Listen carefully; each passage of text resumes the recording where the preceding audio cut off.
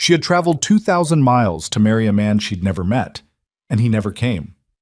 Now Clara Whitlock sat alone on the porch of Red Hollow's trading post, watching the last wagon disappear into the dying light, clutching a letter filled with promises that turned to ash. Everyone in town walked past her. Everyone except one dust-covered cowboy who had nothing to offer but his horse and his word. What Caleb Reed didn't know was that the abandoned woman behind him owned half the valley, and the choice he made that night would change both their lives forever. If you want to see how a single act of kindness can rewrite destiny, stay with me until the very end. Hit that like button and comment the name of your city so I can see how far this story travels across the world. The autumn sun bled out across the Wyoming sky, spilling crimson and gold over the rooftops of Red Hollow, like a wound that refused to close. Dust devils spun lazy circles down the main thoroughfare, carrying with them the smell of horse sweat, wood smoke, and the fading promise of summer. The trading post sat at the end of the street, its weathered boards groaning under the weight of years and hard winters, its windows reflecting the dying light like tired eyes that had seen too much. On the porch, a woman sat alone. She was beautiful in the way that mountain wildflowers are beautiful, delicate and resilient at once, her features soft but her jaw set with a determination that belied her circumstances. Her dress had once been fine, the deep blue fabric now faded from weeks of travel, the hem stained with the red dust of a dozen territories. Her gloved hands gripped a leather satchel as if it contained everything she had left in this world. Perhaps it did. Clara Whitlock watched the street with eyes the color of spring rain, tracking every wagon, every horse, every figure that moved through the settling darkness. Each time hoofbeats approached, something flickered in her gaze, hope, desperate and fragile, only to dim again as the rider passed without slowing. No one stopped. The townspeople of Red Hollow moved around her like water around a stone, their gazes sliding past her as if she were invisible. A woman traveling alone was trouble. A woman abandoned was worse. Better to pretend she didn't exist than to get tangled in whatever mess had brought her here. "Excuse me," Clara had tried, her voice carrying the cultured tones of Eastern education, reaching toward a woman hurrying past with a basket of eggs. "Could you tell me if there's a boarding house?" The woman ducked her head and quickened her pace, leaving Clara's words hanging in the cooling air like smoke from a dead fire. That had been 3 hours ago. Now the street was emptying, the merchants closing their shutters against the coming night, the lamplighter making his rounds with his long pole and his hunched shoulders. Clara felt the cold seeping through her traveling cloak, felt it settling into her bones alongside something heavier, the weight of realization, the weight of abandonment. She pulled the letter from her satchel, though she had already memorized every word. The paper was soft from handling, the creases worn thin from being folded and unfolded 100 times during her journey. "My dearest Clara," it began, the handwriting bold and confident. "I cannot wait to make you my bride. Come to Red Hollow on the 15th of October, and I will meet you at the trading post. Together, we will begin our new life in Eagle Canyon. Yours eternally, Marcus Webb." Eternally. The word tasted like copper on her tongue, like blood from a bitten cheek. Marcus Webb had not come. Claire had arrived at noon, stepping off the stagecoach with her trunk and her hopes and her carefully pressed wedding dress wrapped in tissue paper at the bottom of her luggage. She had expected to see him waiting, tall perhaps, with kind eyes and work-roughened hands. She had expected nervous smiles and awkward introductions and the beginning of something real. Instead, she had found nothing. No Marcus Webb, no explanation, just the slow, terrible passage of hours and the growing certainty that she had been a fool. The stagecoach driver had been apologetic but firm. "Can't wait, miss. Schedule to keep." He'd set her trunk on the porch and tipped his hat and left her there, a woman alone in a town where no one knew her name. She should have been angry. Part of her was. But mostly, she felt the hollow ache of something she'd carried across 2,000 miles finally shattering. The dream of belonging somewhere, of being wanted by someone. Clara had answered Marcus Webb's advertisement in the Rocky Mountain Gazette because she'd had no other choice. Her father's death had left her with nothing but debts and the family name. A name that had once meant something in Boston society, but now only reminded people of scandal and ruin. The relatives who might have taken her in had turned away, their doors closed, their excuses thin. You understand, Clara. It wouldn't be appropriate. So she had done what desperate women did. She had become a mail-order bride. And now she sat on a porch in the middle of nowhere, watching the last light drain from the sky, wondering if she had made the final mistake of her life. The cold deepened. Clara pulled her cloak tighter and tried to think. She had money, a small amount carefully hidden in the lining of her satchel. Enough for a few nights at a boarding house if anyone would take her, enough to buy passage back east if she had anywhere to go. But Eagle Canyon was where Marcus Webb had promised her a home. Eagle Canyon was where her future was supposed to begin. She had the ranch's address. She had a map, hand-drawn and tucked beside the letter. It was a 2-day ride through mountain passes that the stagecoach driver had called treacherous. Impossible for a woman alone, especially with winter closing in. Clara closed her eyes and felt the weight of her situation pressing down on her chest like stones. What was she supposed to do now? Caleb Reed was late. He spurred his horse down Red Hollow's main street, feeling the familiar panic of a man running out of time. The sun was setting, the air turning sharp with cold, and he still had one more delivery to make before he could show his face back at the Harrington Ranch. One more delivery. A package of veterinary supplies bound for old Doc Peterson's place 3 miles outside of town.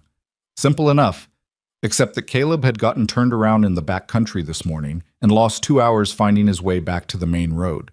Now the light was failing, and he knew what awaited him if he returned to the bunkhouse empty-handed. Silas Harrington did not tolerate excuses. He tolerated results delivered on time, and anyone who couldn't manage that could find another place to sleep, preferably somewhere far from his property. Caleb had been working the Harrington Ranch for 8 months now, ever since he'd drifted into Red Hollow with nothing but his horse, his saddle, and the clothes on his back. It wasn't much of a job, mostly deliveries and odd tasks that the regular hands considered beneath them, but it was a roof over his head and 3 meals a day. In a territory where winter meant death for men without shelter, that was everything. He couldn't lose this position, not now, not with snow already dusting the higher peaks and the nights growing longer and colder with each passing week. Caleb slowed his horse as he approached the trading post, intending to cut through the alley behind it and save himself a few minutes. But something made him pause. A woman sat on the porch. She was alone, her posture rigid with the kind of control that comes from holding yourself together by sheer will. Even from a distance, Caleb could see the way her hands gripped her bag, the way her eyes tracked the street with desperate attention. She looked like someone waiting for a ship that would never come. He should keep riding. He knew that. Every minute he delayed was a minute closer to losing his job, his bunk, his fragile grip on survival. The woman was a stranger. Her problems were not his, and stopping would cost him everything he'd worked to build. Caleb Reed had learned long ago that the world didn't reward kindness. It punished it. His father had been a kind man, always ready to help a neighbor, always willing to give a stranger the benefit of the doubt. He'd died broken and poor, betrayed by the very people he'd trusted. Keep riding, Caleb told himself. She's not your concern.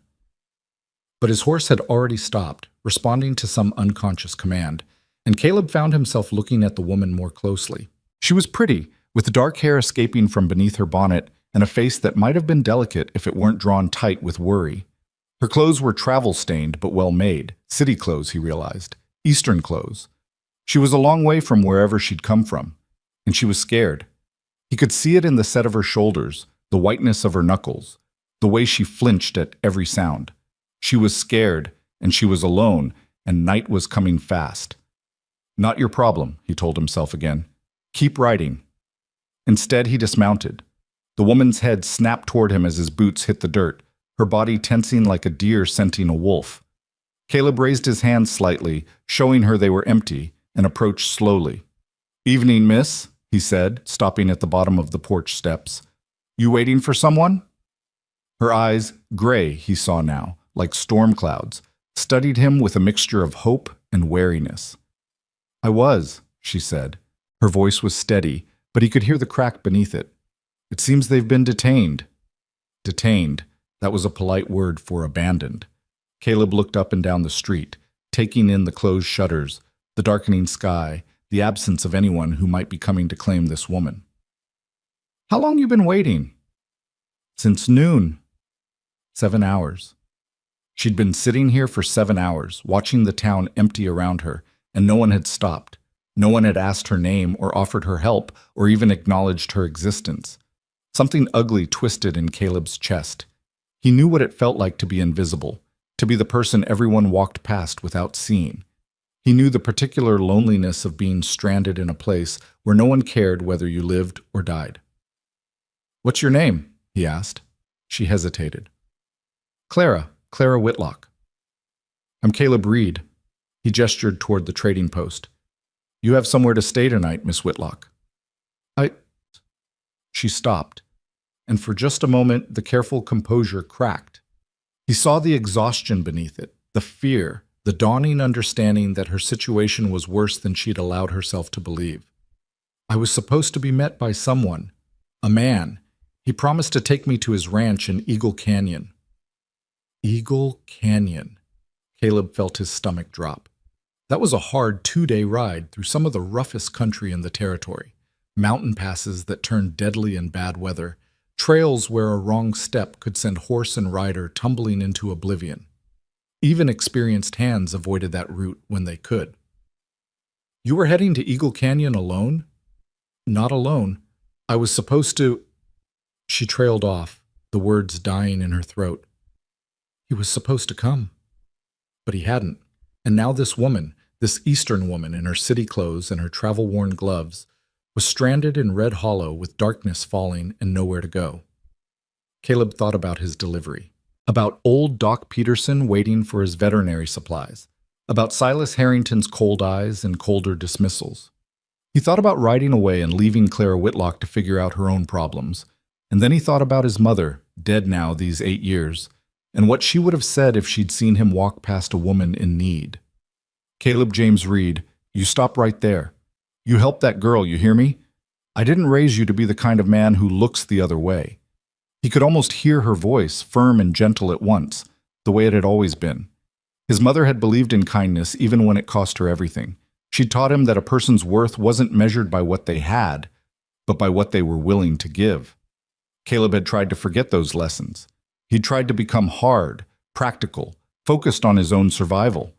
But standing here, looking at Clara Whitlock's scared gray eyes, he found that he couldn't quite manage it. "Eagle Canyon's a hard ride," he said. "Especially this time of year. You can't make it alone, and you can't make it in the dark." "I know." Her voice was barely a whisper. "I don't know what to do." Caleb looked at the sky, at the stars beginning to appear, at the first cold breath of wind sweeping down from the mountains. He thought about his job, his bunk, his fragile foothold in a world that didn't care about men like him. Then he made his choice. "My horse is tired," he said, "but he's got a few more miles in him tonight. If you're willing to ride double, I can get you to the first way station before midnight. It's not much, just a cabin where travelers stop to rest. But it's warm and it's safe. From there, we can figure out how to get you to Eagle Canyon." Clara stared at him as if he'd spoken a foreign language. "You would do that? For a stranger?" "Wouldn't be the first time I made a fool decision." He tried to smile, but it came out crooked, uncertain. "Way I see it, you've got 2 choices. You can sit here until someone else comes along, if anyone does, or you can trust a dust-covered cowboy you just met and take a chance on getting where you need to go." "But I can't—" She stopped, started again. "I don't have much money. I can't pay you what this is worth." "Didn't ask for payment." "Why?" The word came out sharp, almost accusatory. "Why would you help me? You don't know me. You don't owe me anything." Caleb was quiet for a long moment, turning the question over in his mind. Why was he doing this? He'd asked himself the same thing, and the answers he'd found weren't comfortable. "Because my mother raised me better than to walk away from someone in trouble," he said finally, "and because I know what it feels like to be stranded somewhere with nobody coming to help." He met her eyes, held them. "That's all the reason I've got, Miss Whitlock. You can take it or leave it." Clara studied him, searching his face for deception, for ulterior motives, for any sign that she should refuse. Whatever she found there seemed to satisfy her because slowly, carefully, she nodded. "All right," she said. "All right, Mr. Reed. I'll trust you." Something loosened in Caleb's chest, something he hadn't realized was wound tight. He nodded once and turned toward his horse. "Let me get your trunk loaded. We should move before it gets any darker." They rode in silence at first, Clara perched behind Caleb on the saddle, her arms wrapped around his waist to keep from falling. The horse, a sturdy bay gelding named Cooper, bore the extra weight without complaint, picking his way along the trail by starlight and instinct. The night was cold and clear, the sky blazing with more stars than Clara had ever seen. In Boston, the city lights had always washed out the heavens, reducing them to a handful of bright points scattered across a gray canvas. Here, the Milky Way stretched overhead like a river of light, endless and overwhelming. Clara pressed her cheek against Caleb's back, feeling the warmth of him through his coat, and tried to make sense of the past few hours. This morning, she had been a woman with a plan, a destination, a future sketched out in the promises of a stranger's letters. Now she was clinging to a different stranger's back, riding through the darkness toward a place she'd never seen, trusting a man she'd known for less than an hour. It was madness. Her mother would have been horrified. Her mother had believed in propriety, in caution, in the careful calculation of every risk. "A lady does not put herself in compromising positions," she used to say. "A lady maintains control of her circumstances at all times." But Clara's mother was dead, and Clara's circumstances had long since slipped beyond her control. All she could do now was survive, and pray that she hadn't made another terrible mistake. "You're quiet," Caleb said, his voice low in the darkness. "I'm thinking." "About whether you made the right choice?" Clara was surprised by his directness. "Yes, that's fair." He was quiet for a moment, the only sound the steady rhythm of Cooper's hooves on the packed earth. "For what it's worth, I'm not going to hurt you, Miss Whitlock. I know that's just words, and words don't mean much from a stranger, but I figure actions speak louder anyway. You'll see what kind of man I am by the time we reach Eagle Canyon." "And what kind of man are you, Mr. Reed?" He laughed, but there was something bitter in it. "A poor one, mostly. The kind who works other men's land and sleeps in other men's bunkhouses and never quite manages to get ahead. The kind who should have ridden past you tonight and saved himself a whole lot of trouble. Why didn't you?" The question hung in the cold air between them. Clara felt Caleb's shoulders tense, then relax. "I told you, my mother raised me better. Your mother must have been a remarkable woman." "She was."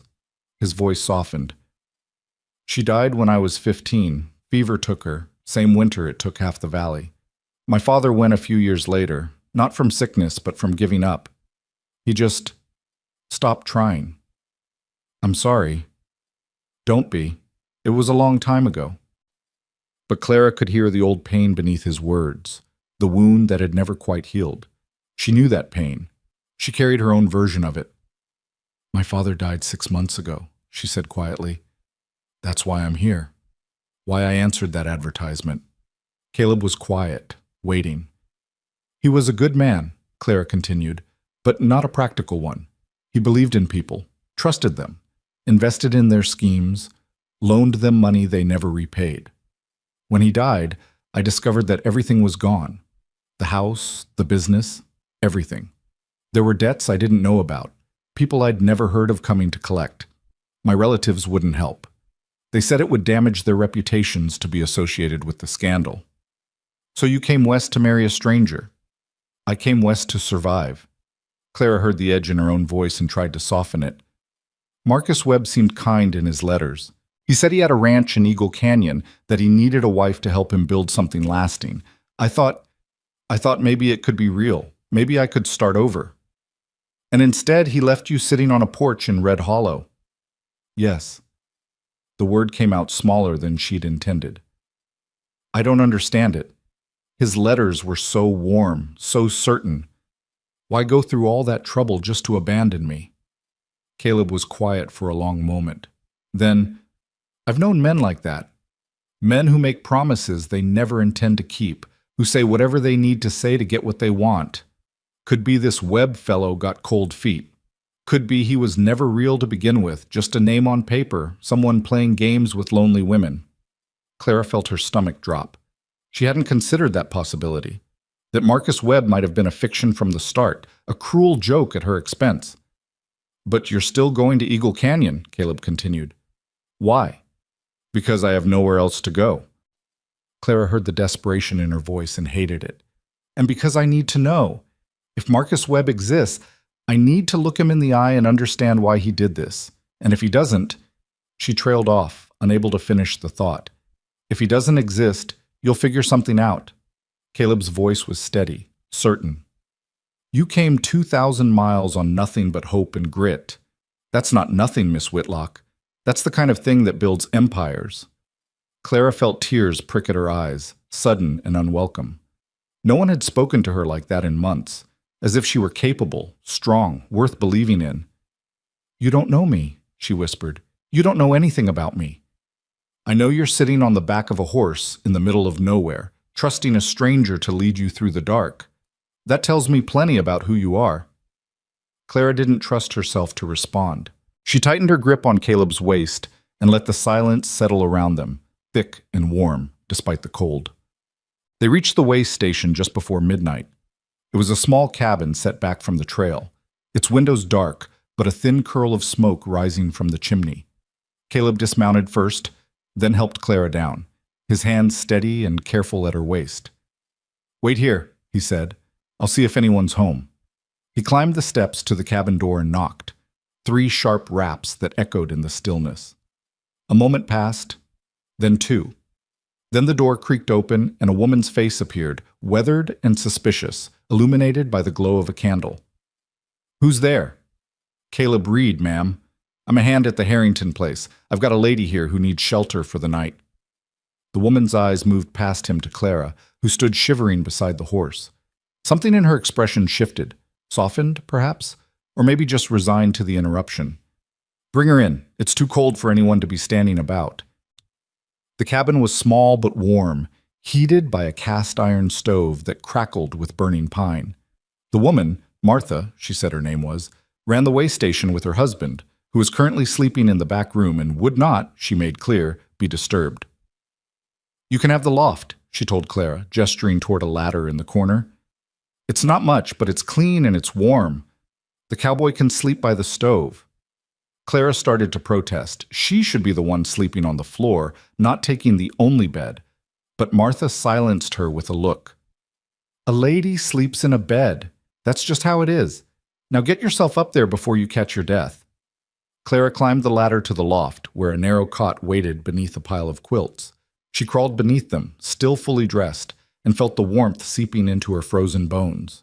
Below she could hear Caleb speaking quietly with Martha, their voices too low to make out. She wondered what they were saying.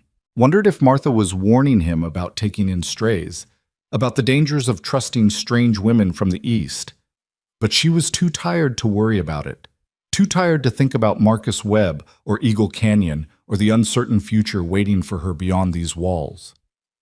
Clara closed her eyes and let sleep take her. Morning came cold and gray, the sunlight filtering through the cabin's single window like water through cheesecloth.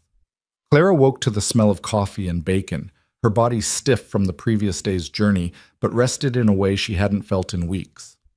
She climbed down the ladder to find Caleb already awake, sitting at Martha's rough-hewn table with a tin cup cradled in his hands. He looked different in the daylight, younger, maybe, with the dust washed from his face and his dark hair still damp from the basin by the door. There was a kindness in his features that she hadn't noticed the night before, softening the hard lines of a life lived outdoors. Morning, he said, raising his cup. Sleep all right? Better than I expected. Clara took the seat across from him, accepting the coffee that Martha pressed into her hands. Thank you, both of you. Martha waved away her gratitude. It's what the station's for. Though I have to say, you're the first mail-order bride we've had come through in quite some time. Clara felt her cheeks warm. Is it that obvious? City clothes, traveling alone, that look on your face like the world just pulled the rug out from under you. Martha shrugged. I've seen it before. It's not a bad thing, mind. Some of those arranged marriages work out just fine. My own sister met her husband through a newspaper advertisement, and they've been happy these 20 years. The man I was supposed to marry didn't come, Clara said quietly. I heard. Martha's expression softened. That's a hard thing, being left like that, But this young man seems decent enough, and he's got the look of someone who'll see you through. Clara glanced at Caleb, who was studying his coffee with intense concentration, his ears reddening slightly. I'm just helping her get to Eagle Canyon, he said. After that, she'll be on her own. Of course. Martha's tone was knowing, amused. Just helping. That's what they all say. Caleb's blush deepened, but before he could respond, the door opened and Martha's husband emerged, a grizzled man with a permanent squint and hands like oak roots. Morning, he grunted, heading straight for the coffee pot. You the folks heading to Eagle Canyon? Yes, sir, Caleb said. Bad time for it. Snow's coming in too, maybe 3 days. You'll want to move fast if you plan to make it before the passes close. Clara felt her stomach tighten. She'd known the journey was dangerous, but hearing it stated so bluntly made it real in a way it hadn't been before. We'll leave within the hour, Caleb said, if Miss Whitlock is ready. Clara nodded, though she wasn't sure she'd ever be ready for what lay ahead. I'm ready. They set out as the sun began to burn through the clouds, the trail climbing steadily into the mountains. The landscape changed around them, forests giving way to rocky outcrops, the air growing thinner and colder with each passing mile. Clara rode behind Caleb as she had the night before, but the silence between them had shifted. It was easier now, more comfortable, the wariness of strangers giving way to something closer to companionship. Can I ask you something? She said, as they navigated a narrow switchback that made her grip Caleb's waist tighter. Go ahead. Last night, when you decided to help me, you said it would cost you. What did you mean? Caleb was quiet for a long moment. Then, I had a delivery to make. Veterinary supplies for a man on the other side of town. If I didn't make it, I'd lose my job at the Harrington Ranch. Clara felt the blood drain from her face. And you helped me anyway? Why didn't you tell me? Because you needed help more than I needed a bunk. His voice was matter-of-fact, as if the choice had been obvious. Besides, maybe old Harrington will be feeling generous when I get back. Stranger things have happened. You could lose everything because of me. I could. He shrugged, the motion traveling through his body into hers. But I'd rather be the kind of man who helps someone in trouble than the kind who walks away to save himself. My mother used to say that the measure of a person is what they do when no one's watching, when it costs them something. Clara felt something shift in her chest, a loosening, a warming, a recognition of something she'd almost forgotten existed. Goodness. Simple, uncomplicated goodness, the kind that expected nothing in return. Your mother sounds like she was very wise, she said softly. She was. I just wish I'd listened to her more while she was alive. They rode in silence after that, the trail carrying them higher into the mountains, the world below falling away into mist and memory. By late afternoon, they had reached a high plateau where the wind cut like a knife and the first flakes of snow began to fall. Caleb pushed Cooper harder, his jaw set with determination, and Clara understood without asking that they were racing against something larger than time. The snow came down faster as darkness approached, thick and heavy, blotting out the trail ahead. Clara buried her face against Caleb's back, her fingers numb despite her gloves, her body shaking with cold. There's a cave, Gorsh, Caleb shouted over the wind. 1/2 mile ahead. We'll shelter there for the night. Clara nodded, though she wasn't sure he could feel it. She held on tighter and prayed they would make it. The cave materialized out of the swirling white like a gift from the mountains themselves, a deep overhang in the rock face, sheltered from the worst of the wind. Caleb helped Clara dismount, her legs nearly buckling beneath her, and led Cooper into the shelter. Stay here, he said, his voice rough with cold. I'll get a fire started. Clara watched him work, marveling at his efficiency despite the shaking of his hands. Within minutes, he had gathered enough dry brush from the back of the cave to coax a small flame to life, the firelight dancing on the stone walls and pushing back the darkness. They huddled close to the warmth, their shoulders touching, steam rising from their wet clothes.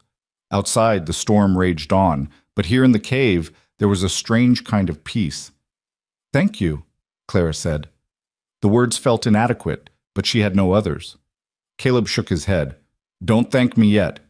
We've still got a day's ride to Eagle Canyon, and this storm isn't done with us. Even so, you didn't have to do any of this. You didn't have to stop.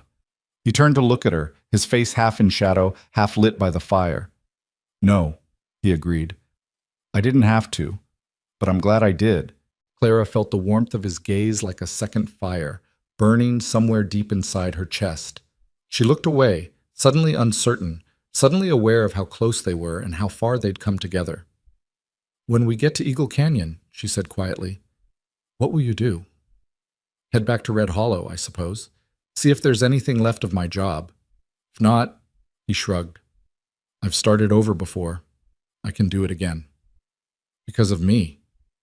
Because of choices I made. His voice was firm. Don't carry guilt for other people's decisions, Miss Whitlock. It's a heavy burden, and it doesn't belong to you. Clara wanted to argue, but something in his expression stopped her. Instead, she leaned her head against his shoulder, just for a moment, just to feel the steadiness of him, and let the fire warm her frozen bones. Outside, the snow continued to fall, covering their tracks, erasing the path they'd taken. But inside the cave, two strangers sat together in the firelight, not knowing that the journey ahead would change them both forever. The storm howled through the mountains all night long, but Clara slept deeply, dreamlessly, her head resting against Caleb's shoulder. When she woke, she would begin to learn the truth about Eagle Canyon, and nothing would ever be the same again. The storm broke sometime before dawn, leaving behind a world transformed by silence and snow. Clara woke slowly, her body stiff from sleeping upright against the cave wall, her cheek pressed against something warm and solid. It took her a moment to realize that the warmth was Caleb's shoulder, that his arm had found its way around her during the night, holding her close against the cold. She pulled away carefully, not wanting to wake him, and looked toward the mouth of the cave. The fire had burned down to embers, casting a faint orange glow across the stone floor. Beyond it, the world was white, pristine and untouched, the snow lying thick across the plateau like a burial shroud. Clara wrapped her arms around herself and watched the first gray light of morning creep across the sky. In Boston, she had loved watching the snow fall from her bedroom window, safe and warm behind glass. Here, the beauty of it felt different, dangerous. The snow was beautiful, yes, but it was also a barrier, an obstacle, a reminder of how far she was from anything familiar. Behind her, Caleb stirred. Morning already? His voice was rough with sleep, and when Clara turned to look at him, she saw that his face was pale, his lips slightly blue from the cold. He'd given her his bedroll during the night, she realized. He'd kept watch while she slept, feeding the fire, making sure they survived. The storm stopped, she said, but there's a lot of snow. Caleb pushed himself to his feet, wincing as his joints protested, and moved to the cave entrance. He stood there for a long moment, studying the landscape, his expression unreadable. We can make it, he said finally. The trail's buried, but I know these mountains. We'll have to go slow, but if we leave now, we might reach Eagle Canyon by nightfall. Clara joined him at the entrance, looking out at the vast white expanse. You know these mountains? I've ridden them before. When I first came to Wyoming, I worked for a man who ran cattle through this pass, learned every trail, every shortcut, every place where the snow drifts deepest. He glanced at her, a ghost of a smile crossing his face. Didn't think I'd ever have reason to use that knowledge again. Lucky for me you did. Lucky for both of us. I'd hate to have come all this way just to freeze to death in a cave. Clara laughed despite herself, surprising them both. It was a small sound, fragile and uncertain, but it was the first time she'd laughed in weeks. Caleb's smile widened, crinkling the corners of his eyes. That's better. You looked like you'd forgotten how to do that. Maybe I had. They stood there for a moment, the weight of the journey behind them and ahead of them settling into the space between their bodies. Then Caleb turned away, all business again. We should eat before we go. Martha packed us some biscuits and dried beef. It's not much, but it'll keep us going until we reach the canyon. They ate quickly, standing at the mouth of the cave, watching the sun rise over the mountains. The light caught the snow and set it glittering like diamonds scattered across the earth, beautiful and blinding all at once. Clara felt something stir in her chest, not hope exactly, but something close to it. A willingness to keep going. A belief that maybe, just maybe, she hadn't made a mistake by following the strange, kind cowboy into the unknown. Caleb saddled Cooper and helped Clara mount, then swung up behind her this time, his arms reaching around her to take the reins. The change in position meant his chest pressed against her back, his breath warm against her hair, and Clara felt her cheeks flush despite the cold.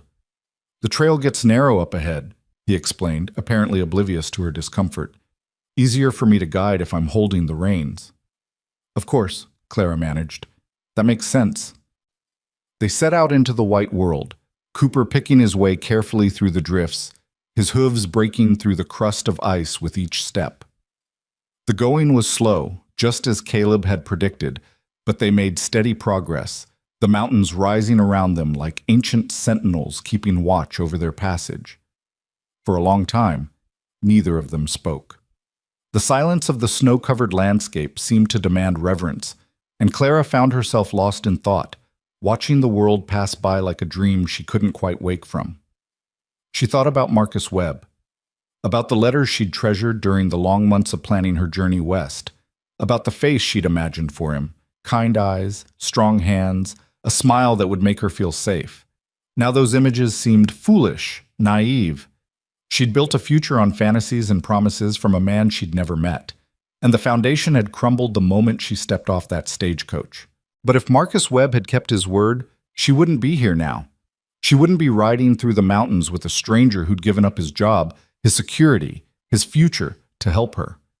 She wouldn't have learned that kindness still existed in a world that had shown her mostly cruelty. Silver linings, her mother used to say. Even the darkest clouds have them, if you look hard enough. Clara wasn't sure she believed that. But sitting here, with Caleb's warmth at her back and the mountains stretching endlessly before her, she was willing to consider the possibility.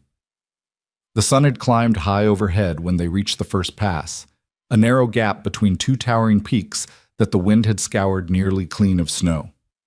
Caleb guided Cooper through carefully, the horse's hooves echoing off the stone walls, and then they emerged on the other side into a valley that took Clara's breath away. It was beautiful, more beautiful than anything she'd ever seen in Boston, with its crowded streets and gray buildings. The valley stretched out before them like a painting come to life, all rolling hills and scattered pines and a frozen river winding through the heart of it like a silver ribbon.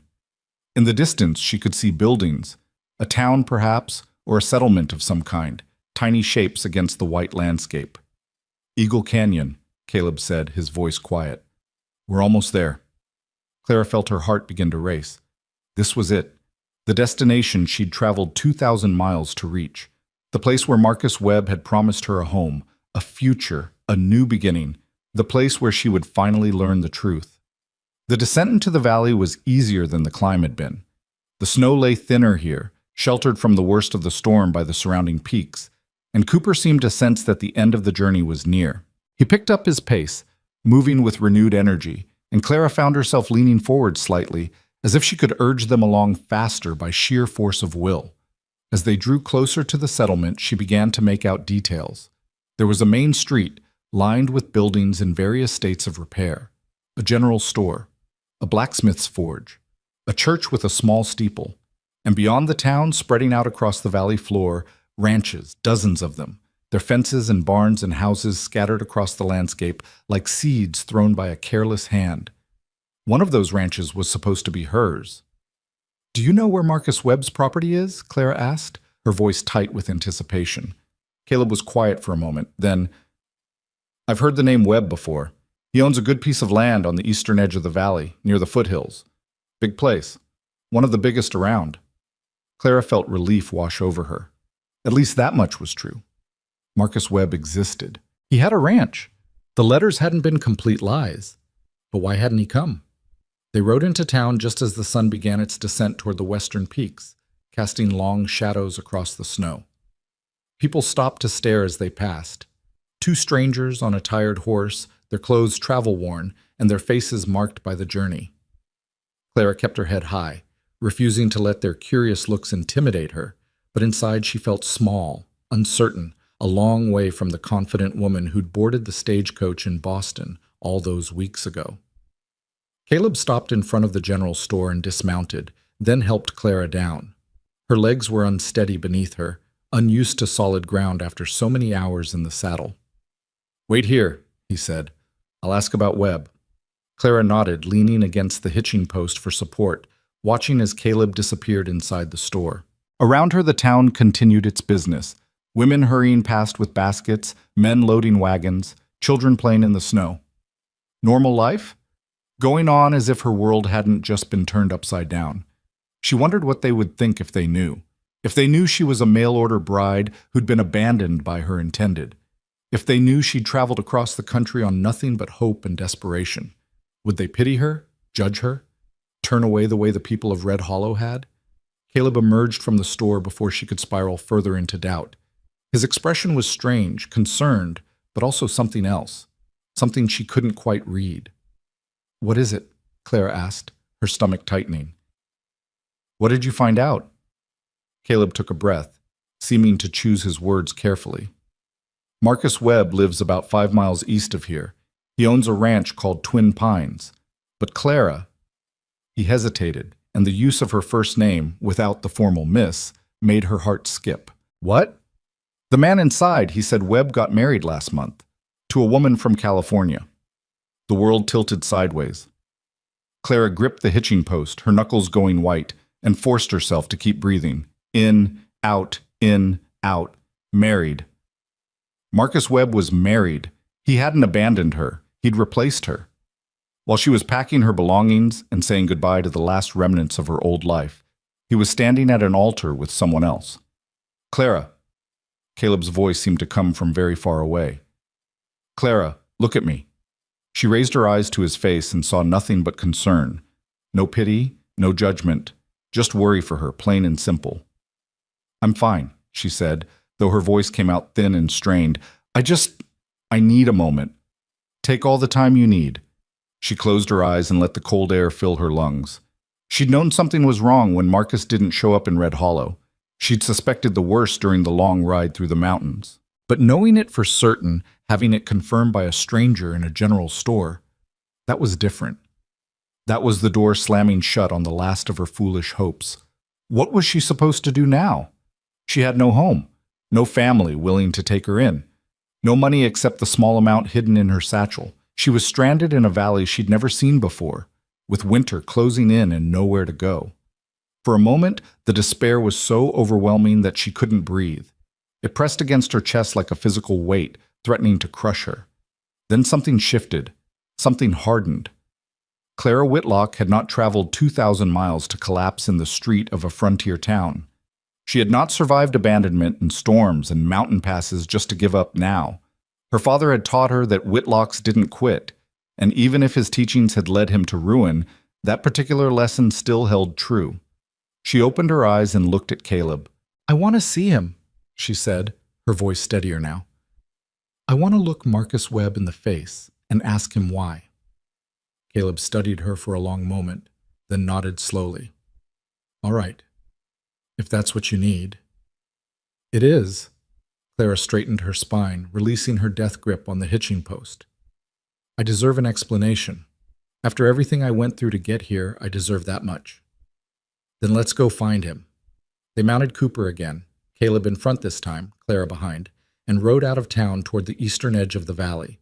The sun was setting fast, painting the snow in shades of gold and pink and purple, and Clara watched it without really seeing. Her mind was elsewhere, rehearsing the words she would say to Marcus Webb, imagining his face when he saw the woman he'd abandoned standing on his doorstep. The ranch appeared gradually, growing from a distant speck to a sprawling complex of buildings and fences and corrals. Twin Pines, Caleb had called it. Clara could see why. 2 massive pine trees flanked the entrance to the property, their branches heavy with snow, standing like guardians over all that lay beyond. It was impressive.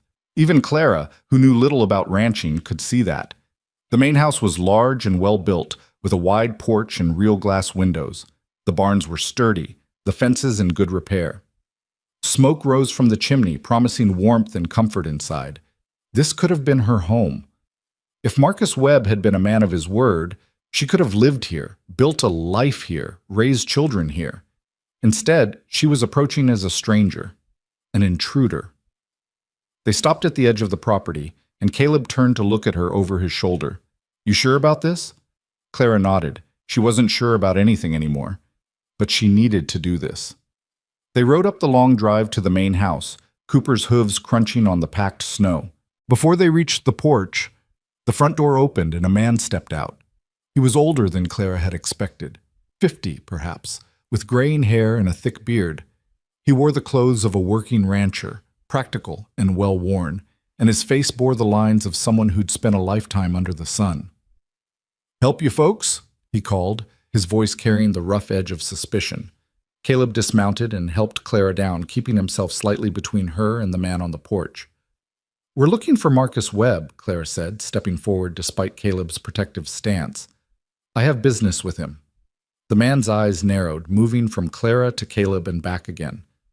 "I'm Marcus Webb, and I don't recall having any business with you, miss." Clara felt the blood drain from her face. This was him. This gray-haired stranger was the man who'd written her those letters, who'd promised her love and security and a new beginning. "You don't recognize my name?" she asked, her voice dangerously calm. "Clara Whitlock?" Something flickered in Marcus Webb's expression. Recognition, yes, but also something else. Calculation, perhaps. Wariness. "Whitlock," he repeated slowly. "From Boston?" "The same. The woman you were supposed to marry. The woman you promised to meet in Red Hollow." Marcus Webb's face went through a remarkable transformation in the space of a few seconds. Surprise, guilt, fear, and then something harder. Defiance. "Now see here," he began. "I can explain—" "Can you?" Clara cut him off, her voice rising. "Can you explain why you left me sitting on a porch for 7 hours? Why you let me travel across the country with nothing but your promises, and then married someone else before I arrived? What possible explanation could make that acceptable?" The front door opened again, and a woman appeared, younger than Marcus, pretty in a hard sort of way, with suspicious eyes and a thin mouth. "Marcus?" she said, her voice sharp. "Who are these people?" Marcus Webb shifted uncomfortably. "No one important, dear. Just a misunderstanding." "A misunderstanding?" Clara laughed, but there was no humor in it. "Is that what you call abandoning a woman you promised to marry?" The woman on the porch, Marcus's wife, Clara realized, went very still. Her eyes moved from Clara to her husband, and something dangerous kindled in their depths. "Marcus," she said slowly, "what is she talking about?" "Nothing, Catherine. Nothing at all. The woman is clearly confused." "I am not confused." Clara pulled the letter from her satchel, the letter she'd carried all the way from Boston, and held it up like evidence in a trial. "I have your words right here, Mr. Webb. Your promises. Your lies." Catherine descended the porch steps and snatched the letter from Clara's hand before Marcus could intervene. Her eyes scanned the page, her face growing paler with each line. "You wrote to her," Catherine said, her voice barely above a whisper. "You wrote to her the same month you proposed to me." "Catherine, darling, I can explain." "How many others?" Catherine's whisper had become a hiss. "How many other women did you write to, Marcus? How many other fools did you string along with your pretty words?" "It wasn't like that." "Then what was it like?" Catherine shoved the letter against his chest, her composure cracking. "Tell me, husband. I'm dying to know." Clara stood frozen, watching the scene unfold before her like a play she hadn't auditioned for. She'd come here expecting answers, expecting confrontation, expecting something. But not this, not watching a marriage unravel on a snowy porch, while the sun set behind the mountains. Caleb moved closer to her, his hand finding her elbow, steadying her without words. "I think we should go," he murmured. But before Clara could respond, Marcus Webb turned on her, his face contorted with fury. "This is your fault," he snarled. "You couldn't just stay where you were, could you? You had to come here and ruin everything." "I ruined nothing." Clara's voice was ice. "You did that all by yourself when you decided to play games with people's lives." "You think you understand? You don't understand anything." Marcus stepped toward her, and Caleb moved to block his path, his hand dropping to the knife at his belt. "Catherine's father owns half this valley. When I married her, I got everything. The land, the cattle, the connections. What could you have given me? Nothing but debt and a ruined name." The words hit Clara like a physical blow. He knew. He knew about her father's debts, about the scandal, about everything she'd tried to leave behind. "You investigated me," she said, the realization dawning. "Before I even arrived, you found out about my family." "Of course I did. Did you think I'd marry some stranger without knowing what I was getting? When I learned the Whitlock fortune was gone, that you were coming to me with nothing but your pretty face and your desperate hope." He laughed, ugly and cruel. "I found a better option." "You used me." Clara felt the last of her illusions shatter. "You never intended to marry me at all. I intended to see what you were worth, and when I learned you were worthless, that's enough." Caleb's voice cut through the cold air like a blade. He stepped forward, putting himself fully between Clara and Marcus, his hand still on his knife. "You've said your piece, Webb. Now back away." Marcus looked at Caleb, really looked at him, for the first time. Whatever he saw in the young cowboy's face made him reconsider. He took a step back, then another. "Get off my property," he said, but his voice had lost its venom. "Both of you, before I have my hands throw you off." "Gladly." Caleb turned to Clara, his expression gentle despite the tension in his body. "Come on, there's nothing for you here." Clara wanted to argue. She wanted to scream at Marcus Webb, to tell him exactly what she thought of him and his cruelty and his cold calculations. But looking at him now, at his petty fury and his frightened eyes, and his wife standing behind him with the look of a woman whose world had just collapsed, she realized something. He wasn't worth it. None of this was worth it. Not the anger, not the tears, not the energy it would take to make him understand what he'd done. Marcus Webb was a small man with a small heart, and no amount of confrontation would change that. Clara straightened her spine and met his eyes one last time. "I came here looking for answers," she said quietly. "I found them. You're not the man you pretended to be in your letters, but that's not my burden to carry anymore. It's yours. And it's hers." She glanced at Catherine, who stood on the porch with tears streaming down her face, the letter clutched in her hand like a wound. "I'm sorry," Clara said to her. "I didn't know." Catherine said nothing, but something in her eyes shifted, not quite gratitude, but perhaps recognition, understanding between two women who'd been deceived by the same man. Clara turned and walked back to where Cooper waited, Caleb falling into step beside her. She could feel Marcus Webb's glare burning into her back, but she didn't look back. Looking back was for people who had something to return to. She had nothing now, but somehow that felt like freedom. They rode away from Twin Pines as the last light faded from the sky, the stars beginning to emerge one by one overhead. Clara didn't speak, and Caleb didn't push her. They rode in silence through the darkening valley, leaving Marcus Webb and his shattered marriage behind them. When they were far enough from the ranch that its lights had disappeared into the darkness, Caleb finally spoke. "What do you want to do now?" Clara considered the question. She had no answer. For the first time in her life, she had no plan, no destination, no future sketched out in her mind. "I don't know," she admitted. "I have nowhere to go." "You could come back to Red Hollow with me." Clara turned to look at him, surprised. "You've already lost your job because of me. I won't be responsible for making things worse." "You're not responsible for my choices." His voice was firm. "I made them, and I'd make them again." "Why?"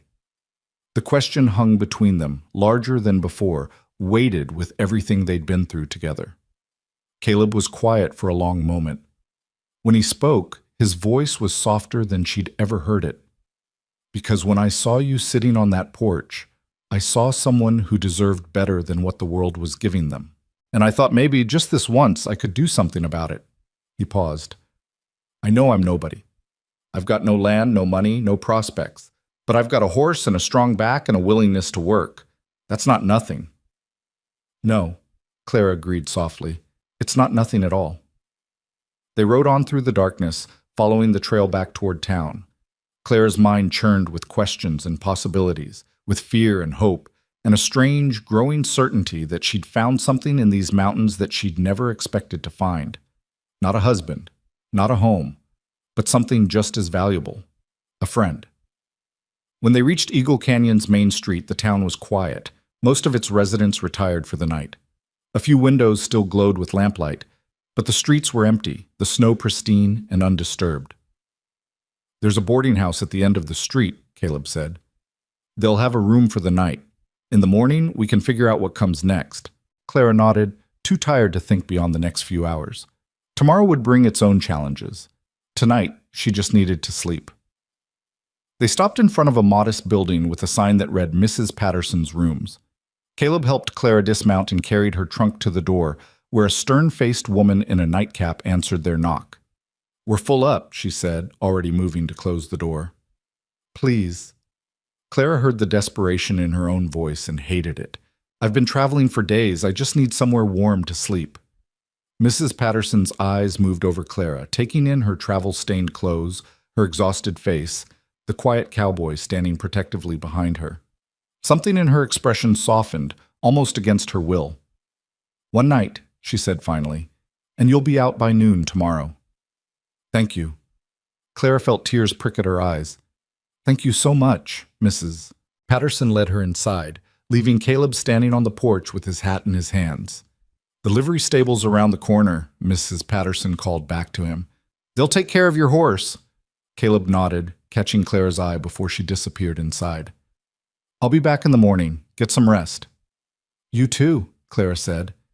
And then, because the words felt important, because she needed him to know, "Thank you, Caleb, for everything." He smiled, that crooked, uncertain smile she was beginning to recognize, and tipped his hat. "Don't thank me yet, Miss Whitlock.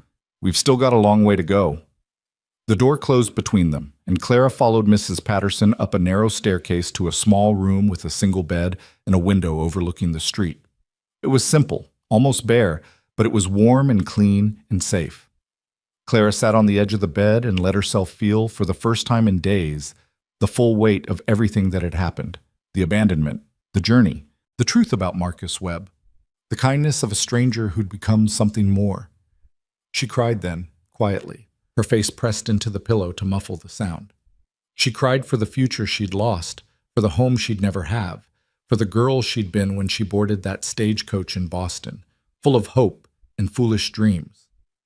But when the tears finally stopped, something else remained. A core of strength she hadn't known she possessed. A determination to survive, to build something new, to prove that Clara Whitlock was more than the sum of her losses. She didn't know what tomorrow would bring. She didn't know where she would go or what she would do. But she knew one thing with absolute certainty. She was done being a victim of other people's choices. From now on, she would make her own. Outside her window, the stars blazed cold and bright over Eagle Canyon, and somewhere in the darkness, a cowboy settled into a pile of hay in a livery stable, thinking about a woman with gray eyes and an unbreakable spirit. Neither of them slept well that night, but both of them woke with the same thought in their minds. This wasn't the end of the story. It was only the beginning. Morning came to Eagle Canyon wrapped in silence and the pale gray light of a winter sun struggling to break through the clouds. Clara woke to the sound of footsteps in the hallway below, the creak of floorboards, the distant clatter of dishes being set for breakfast. For a moment, she didn't know where she was. The room was unfamiliar, the bed too narrow, the ceiling too low. Then memory flooded back, and with it, the weight of everything she'd learned the night before. Marcus Webb was married. Her future was gone, and she was alone in a town where no one knew her name. Clara lay still for a long moment, staring at the ceiling, taking stock of her situation with the cold clarity that comes after a night of tears.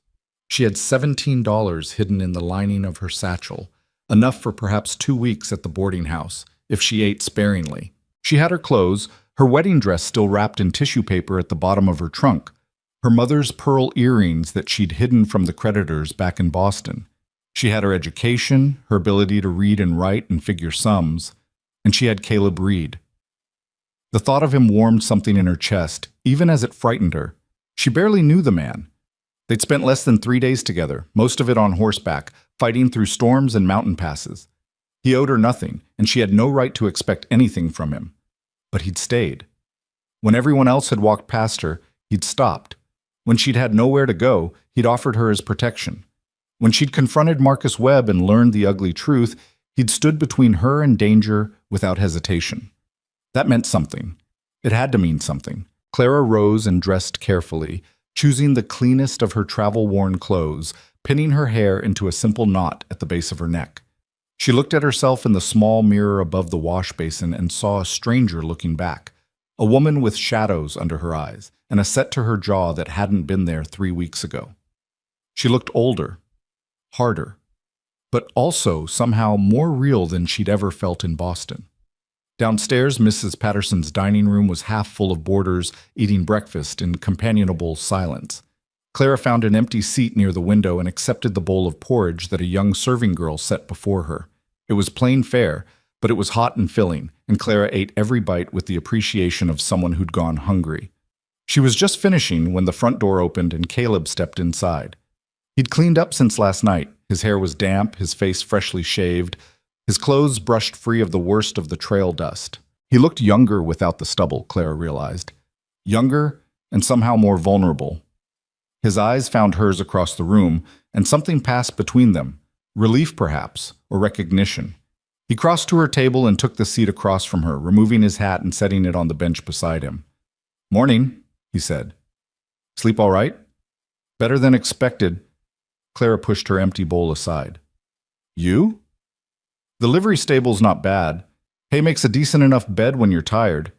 He accepted a cup of coffee from the serving girl with a grateful nod. "I've been asking around town this morning, trying to figure out our options." Our options. The word choice wasn't lost on Clara. He was still thinking of them as a pair even though there was no reason for him to stay. "What did you find out?" Caleb took a long drink of coffee before answering. "There's work to be had here if you're not particular about the type. The general store needs a clerk. The hotel needs a maid. The school's looking for a teacher, though they can't pay much." Clara's heart lifted slightly. A teaching position. That was respectable work she could do. Her education might actually be useful for something. "What about you?" she asked. "Did you find anything?" "A few of the ranches are hiring hands for the winter. It's hard work, but it's steady." He met her eyes. "I could stay here if you wanted. Help you get settled before I head back to Red Hollow."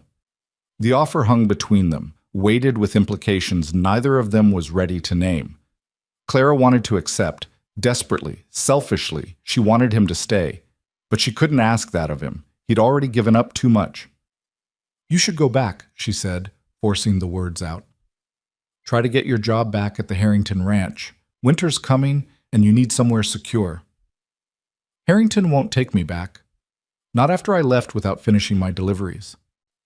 Caleb shrugged, but Clara could see the tension in his shoulders. "Besides, Red Hollow's got nothing for me. Never did. I only stayed because I didn't have anywhere better to be." "And now?" He looked at her for a long moment, his expression unreadable. "Now I'm thinking maybe I do." Clara felt heat rise to her cheeks, and she looked away, suddenly unable to meet his gaze. "Caleb, you don't have to." "I know I don't have to." His voice was gentle but firm. "That's not why I'm staying." Before Clara could respond, the door to the dining room opened and a woman swept in, tall, elegant, dressed in clothes that spoke of wealth and taste. She was perhaps 60 years old with silver hair piled high on her head and sharp blue eyes that swept the room like a general surveying a battlefield. She spotted Clara and Caleb immediately, and something flickered across her face. Curiosity, perhaps, or calculation. She crossed to their table with the confident stride of someone accustomed to being obeyed. "You're the young woman who arrived last night," she said to Clara. It wasn't a question. The one who came looking for Marcus Webb. Clara felt her spine stiffen. Word travels fast in this town. Everything travels fast in a town this size. I'm Eleanor Crane. I own the Crane Ranch, the largest spread in Eagle Canyon. She pulled out a chair and sat down without being invited, her eyes never leaving Clara's face. "I understand you had some words with Mr. Webb at his property last evening." "I did. And I understand that he treated you abominably after luring you here with false promises." Clara said nothing. She wasn't sure where this was going, but she'd learned enough in the past few days to be wary of strangers who knew too much about her business. Eleanor Crane smiled, a thin, sharp expression that didn't quite reach her eyes. "Don't worry, Miss Whitlock. I'm not here to cause trouble. Quite the opposite, in fact." "Then why are you here?" "Because I've been waiting for someone like you to arrive in Eagle Canyon for quite some time." Eleanor leaned forward, her voice dropping. Marcus Webb has been a thorn in this valley's side for years. He's cheated ranchers out of their land, manipulated young women with his pretty words, and married Catherine Price for her father's money without an ounce of genuine feeling. But no one's ever had the courage to confront him publicly. Until you. Clara felt her confusion deepening. I didn't confront him publicly. I went to his ranch, where you were seen by 3 of his hands, 2 of whom work for me on the side. By this morning, everyone in Eagle Canyon knows that Marcus Webb abandoned a mail-order bride from Boston, then married another woman while she was still traveling to meet him. Eleanor's smile widened. His reputation is in ruins. Catherine's father is furious. There's talk of annulling the marriage. Clara didn't know what to say. She'd gone to Twin Pines looking for answers, not revenge. She hadn't intended to destroy anyone. I didn't want this, she said finally. I just wanted to understand why. I know. Eleanor's expression softened slightly. But sometimes justice happens whether we seek it or not. The point is, you've done this valley a service, Miss Whitlock, and I believe in repaying debts. What kind of debt? Eleanor reached into her bag and withdrew a folded piece of paper, which she set on the table between them. There's a homestead on the eastern edge of my property. Small, just a cabin and a few acres, but it's been sitting empty for 2 years ever since the last owner died without heirs. I've been meaning to find someone to work it, someone who could make something of it. She pushed the paper toward Clara. I'm offering it to you. A year's lease, rent-free, in exchange for maintaining the property and helping out at the main ranch when needed. Clara stared at the paper, her mind reeling. A home, a real home, with walls and a roof and land of her own. It was more than she'd dared to hope for. Why? She asked. You don't know me. You don't know anything about me except that I was foolish enough to trust Marcus Webb. I know more than you think. Eleanor's eyes were shrewd. I know you traveled 2,000 miles on nothing but hope and determination. I know you survived the mountain passes in the worst storm we've had this season. I know you faced down a man twice your size and refused to be intimidated. She paused. That's the kind of woman Eagle Canyon needs. The kind who doesn't break when the world pushes back. Clara looked at Caleb, who had been silent throughout the exchange. His face was carefully neutral, but she could see something in his eyes. Hope, maybe, or encouragement. What do you think? She asked him. I think it's your decision. His voice was quiet. But if you're asking my opinion, I think you'd be a fool to turn it down. Clara turned back to Eleanor Crane, her heart pounding. A year ago, she would have been too proud to accept charity from a stranger. A year ago, she'd had options, resources, the luxury of refusing help she hadn't earned. But she wasn't that woman anymore. That woman had died somewhere on the trail between Boston and Red Hollow, replaced by someone harder, more practical, more willing to do whatever it took to survive. I accept, she said, but I have conditions. Eleanor raised an eyebrow. Go on. Clara nodded toward Caleb. He comes with me. If there's work to be done on the homestead, I'll need help. He's capable, hardworking, and honest. I want him as my partner in this arrangement. She felt Caleb stiffen beside her, but she didn't look at him. She kept her eyes fixed on Eleanor Crane, willing her voice to remain steady. Eleanor studied her for a long moment, then shifted her gaze to Caleb. Whatever she saw there seemed to satisfy her. Agreed, she said. The cabin's large enough for 2, if you don't mind close quarters. I'll expect you both at the main ranch tomorrow morning. We'll go over the details then. She rose from the table, smoothing her skirts with practiced grace. Welcome to Eagle Canyon, Miss Whitlock. I have a feeling you're going to fit in just fine. Eleanor swept out of the dining room as dramatically as she'd entered, leaving Clara and Caleb staring at each other across the table. You didn't have to do that, Caleb said finally. His voice was strange, tight, almost wounded. Yes, I did. Clara met his eyes. You gave up everything to help me. The least I can do is make sure you have somewhere to go. That's not... He stopped, shook his head. Clara, I'm a ranch hand, a drifter. I don't have anything to offer you except my work. That's more than anyone else has offered me. Clara reached across the table and took his hand. It was rough, calloused, warm against her cold fingers. I'm not asking for anything you can't give, Caleb. I'm just asking you to stay, to help me build something. Can you do that?" He looked at their joined hands for a long moment. When he raised his eyes to hers, something had shifted in them, something soft, something vulnerable, something that made Clara's breath catch in her throat. "Yeah," he said quietly. "I can do that." They rode out to the homestead that afternoon, following directions Eleanor Crane had left with Mrs. Patterson. The trail led them along the eastern edge of the valley, past ranches and farms and stretches of wilderness, until they reached a narrow path that wound up into the foothills. The cabin sat in a small clearing, surrounded by pine trees that stood like sentinels against the winter sky. It was smaller than Clara had imagined. A single room with a stone fireplace, a loft for sleeping, a lean-to attached to the side for storing wood. The walls were solid logs, chinked with mud and moss, and the roof was made of overlapping wooden shingles that looked like they'd need repair before the next heavy snow. But it was hers. For the first time in her life, Clara had something that was truly hers. She dismounted and walked toward the cabin slowly, as if approaching a wild animal that might bolt at any sudden movement. The door hung slightly askew on its hinges, and when she pushed it open, she was met with the smell of dust and disuse and the faint, lingering scent of wood smoke. Inside, the cabin was bare but functional. A rough-hewn table with 2 chairs, a bed frame with a straw mattress that had seen better days, shelves along one wall, empty except for a few abandoned tins and a cracked ceramic bowl, a ladder leading up to the loft, where she could see another mattress and a small window that looked out over the valley. Clara stood in the middle of the room and turned in a slow circle, taking it all in. It wasn't much. It was nothing compared to the house she'd grown up in, with its high ceilings and velvet curtains and servants who brought tea on silver trays, but it was real, it was solid, and it was hers. "What do you think?" Caleb asked from the doorway. Clara turned to look at him, and to her surprise, she felt tears pricking at her eyes. Not tears of sadness this time, but something else. Relief, maybe, or hope. "I think," she said slowly, "that I'm home." Caleb smiled, that crooked, uncertain smile that she was coming to love, and stepped inside. "It needs work. Everything worth having needs work. The roof's going to leak if we don't patch it before the next storm. Then we'll patch it. The fireplace needs cleaning. The chimney's probably full of birds' nests.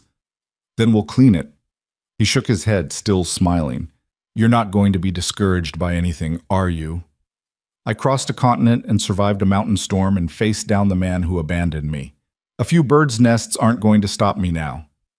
Caleb laughed, a real laugh, warm and full, and Clara felt something loosen in her chest, something that had been wound tight for weeks, maybe months, finally beginning to uncoil. They spent the rest of the day making the cabin habitable. Caleb climbed onto the roof and patched the worst of the gaps with materials he'd found in the lean-to. Clara swept out the dust and cobwebs, scrubbed the table and chairs, laid a fire in the cleaned fireplace. By nightfall, the cabin was warm and glowing, transformed from an abandoned shell into something approaching a home. They ate dinner together at the rough table, beans and biscuits that Caleb had purchased in town, washed down with water from the creek that ran behind the cabin. It wasn't much, but it tasted better than anything Clara had eaten in weeks. "Tell me about yourself," she said as they sat in the firelight. "I've told you my whole sad story, but I barely know anything about you." Caleb was quiet for a moment, staring into the flames. "There's not much to tell. I was born in Kansas, on a farm my father worked but never owned. When he died, I came west looking for something better. Found work where I could. Cattle drives, ranch hands, odd jobs. Never stayed anywhere long." "Why not?" He shrugged. "Never found a reason to." Clara studied his profile in the flickering light. "And now?" He turned to look at her, and she saw something in his eyes that made her heart skip. "Now I'm thinking maybe I have." The words hung between them, heavy with meaning. Clara wanted to reach for him, to close the distance between them, to find out what that look in his eyes might lead to. But something held her back. Fear, maybe. Or the knowledge that she'd already trusted one man with her future and been burned. "We should get some sleep," she said instead, her voice coming out rougher than she'd intended. "Tomorrow's going to be a long day." Caleb nodded, his expression shifting back to neutral. You take the loft. I'll sleep down here by the fire. Caleb, it's fine, Clara. It's what's proper. She wanted to argue. She wanted to tell him that propriety seemed ridiculous after everything they'd been through together, that she'd already slept pressed against him in a cave while a storm raged outside. But she saw the set of his jaw and knew he wouldn't be moved. All right, she said finally, but we're going to talk about this eventually. Eventually. He agreed, his mouth quirking into that familiar half-smile. But not tonight. Clara climbed the ladder to the loft and lay down on the straw mattress, pulling the quilts over her body. Through the small window she could see the stars blazing cold and bright over the valley, the same stars she'd watched from the cave, the same stars that had guided them through the mountain passes. Below, she could hear Caleb settling onto the floor, his breathing slowly evening out as sleep claimed him. We're going to be all right, she thought. Against all odds, against everything that had tried to destroy them, they were going to be all right. The thought followed her into dreams. The next morning, they presented themselves at the Crane Ranch as Eleanor had instructed. The main house was enormous, the largest Clara had ever seen outside of Boston, and the grounds sprawled across hundreds of acres of prime grazing land. Cowboys moved through the corrals, working with horses and cattle, their breath steaming in the cold air. Eleanor Crane met them on the front porch, dressed for work in a split riding skirt and a practical wool coat. In the morning light, she looked less intimidating than she had at the boarding house. Still sharp, still formidable, but with a warmth beneath the surface that Clara hadn't noticed before. Good, Eleanor said, nodding approvingly. You're punctual. I like that. She led them on a tour of the ranch, explaining its operations, introducing them to the foreman and hands who kept it running. Clara's head spun with information, grazing rotations and breeding schedules and market prices and 100 other details she'd never had reason to know in her previous life. But she listened. She paid attention. And when Eleanor asked if she had questions, Clara had plenty. You're quick, Eleanor said, after Clara had spent 10 minutes asking about the ranch's water rights and their implications for the homestead. Most people who come from back east take months to understand how things work out here. I learned young that knowledge is the only thing no one can take from you. Clara met Eleanor's eyes. My father lost everything else, but he made sure I was educated. I intend to use that education. Eleanor smiled, a real smile this time, one that transformed her face. I think I'm going to like you, Clara Whitlock. They spent the rest of the day learning their duties. Caleb would work with the crane hands, helping with cattle, repairing fences, doing the hard physical labor that kept a ranch running. Clara would assist with the books and correspondence, using her education to help manage the business side of the operation. In exchange, they would have the homestead, rent-free, for a year. After that, they could purchase it outright if they'd saved enough, or move on if they chose. It was more than fair. It was generous. And Clara found herself wondering, as she had in the boarding house, why Eleanor Crane was being so kind to strangers. She found out that evening, when Eleanor invited her to stay for dinner while Caleb rode back to the homestead to tend to Cooper. You're wondering about my motives, Eleanor said, as they sat in her parlor with glasses of sherry. I can see it in your face. I'm grateful for your help, Clara said carefully, but I've learned to be suspicious of gifts that seem too good to be true. Smart girl. Eleanor took a sip of her sherry, her eyes distant. I had a daughter once. Would have been about your age now, if she'd lived. Clara felt her chest tighten.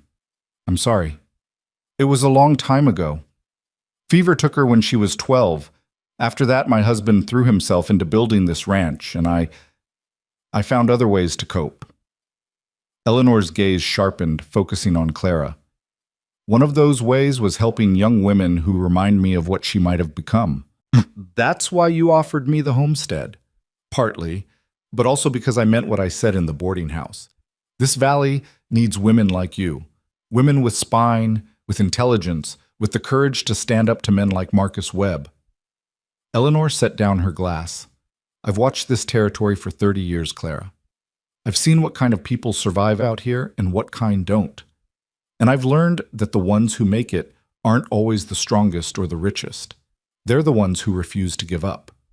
Clara felt the words settle into her heart like seeds taking root. I don't intend to give up, she said quietly. I've come too far for that. I know. Eleanor smiled. That's why I chose you."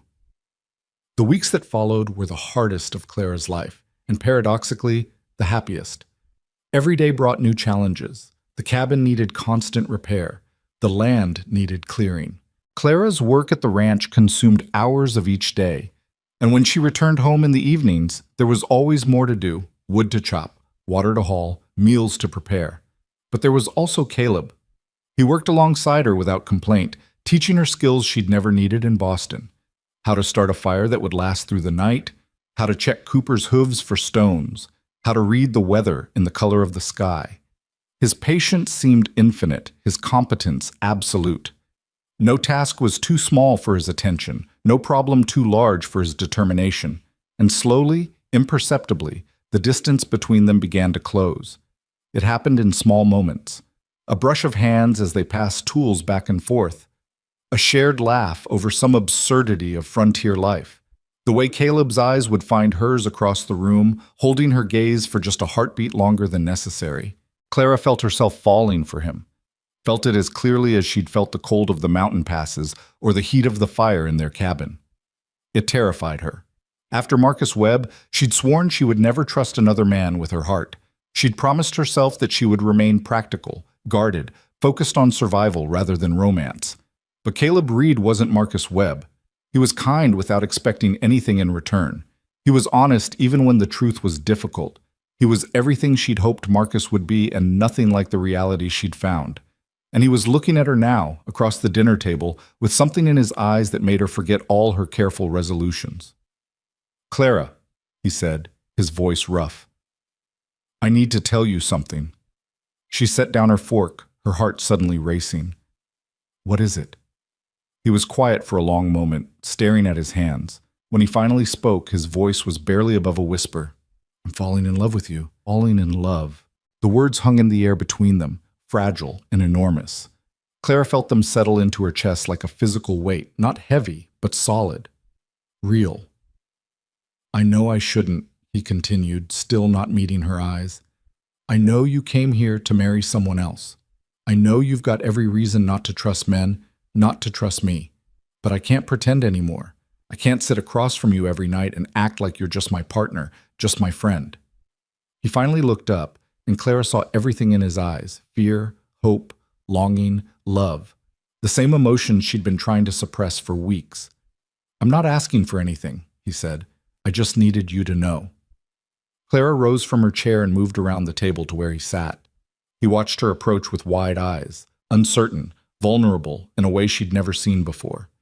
She took his face in her hands, rough and warm and achingly familiar, and looked into his eyes.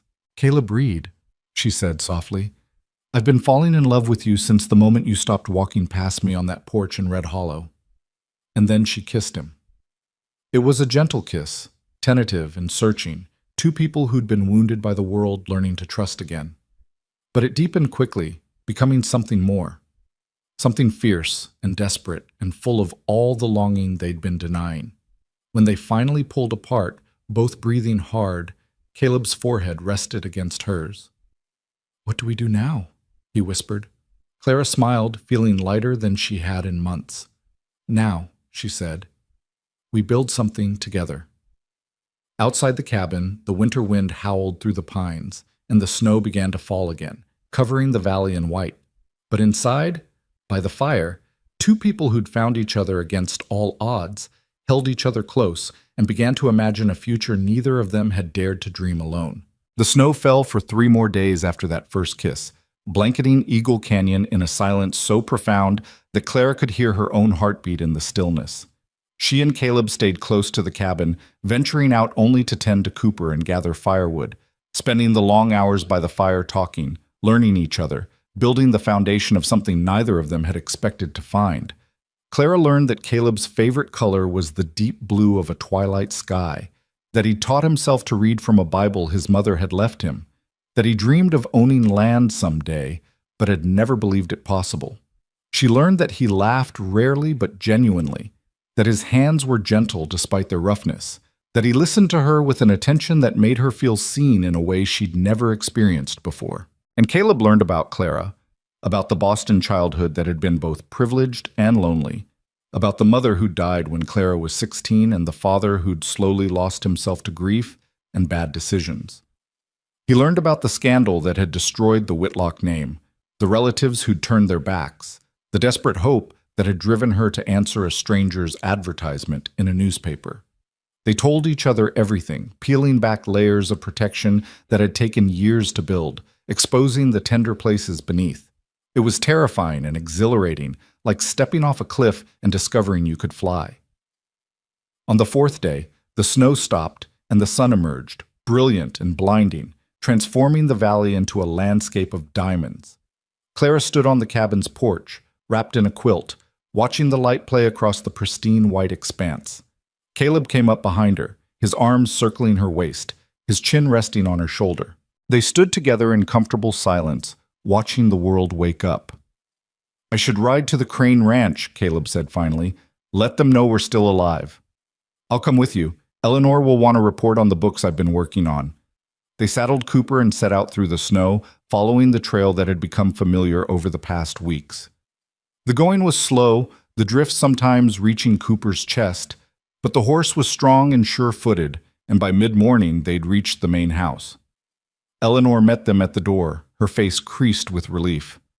"I was beginning to worry. That was quite a storm." "The cabin held up well," Clara said, stamping snow from her boots. "The repairs we made before the season held." "Good. I knew you two were capable."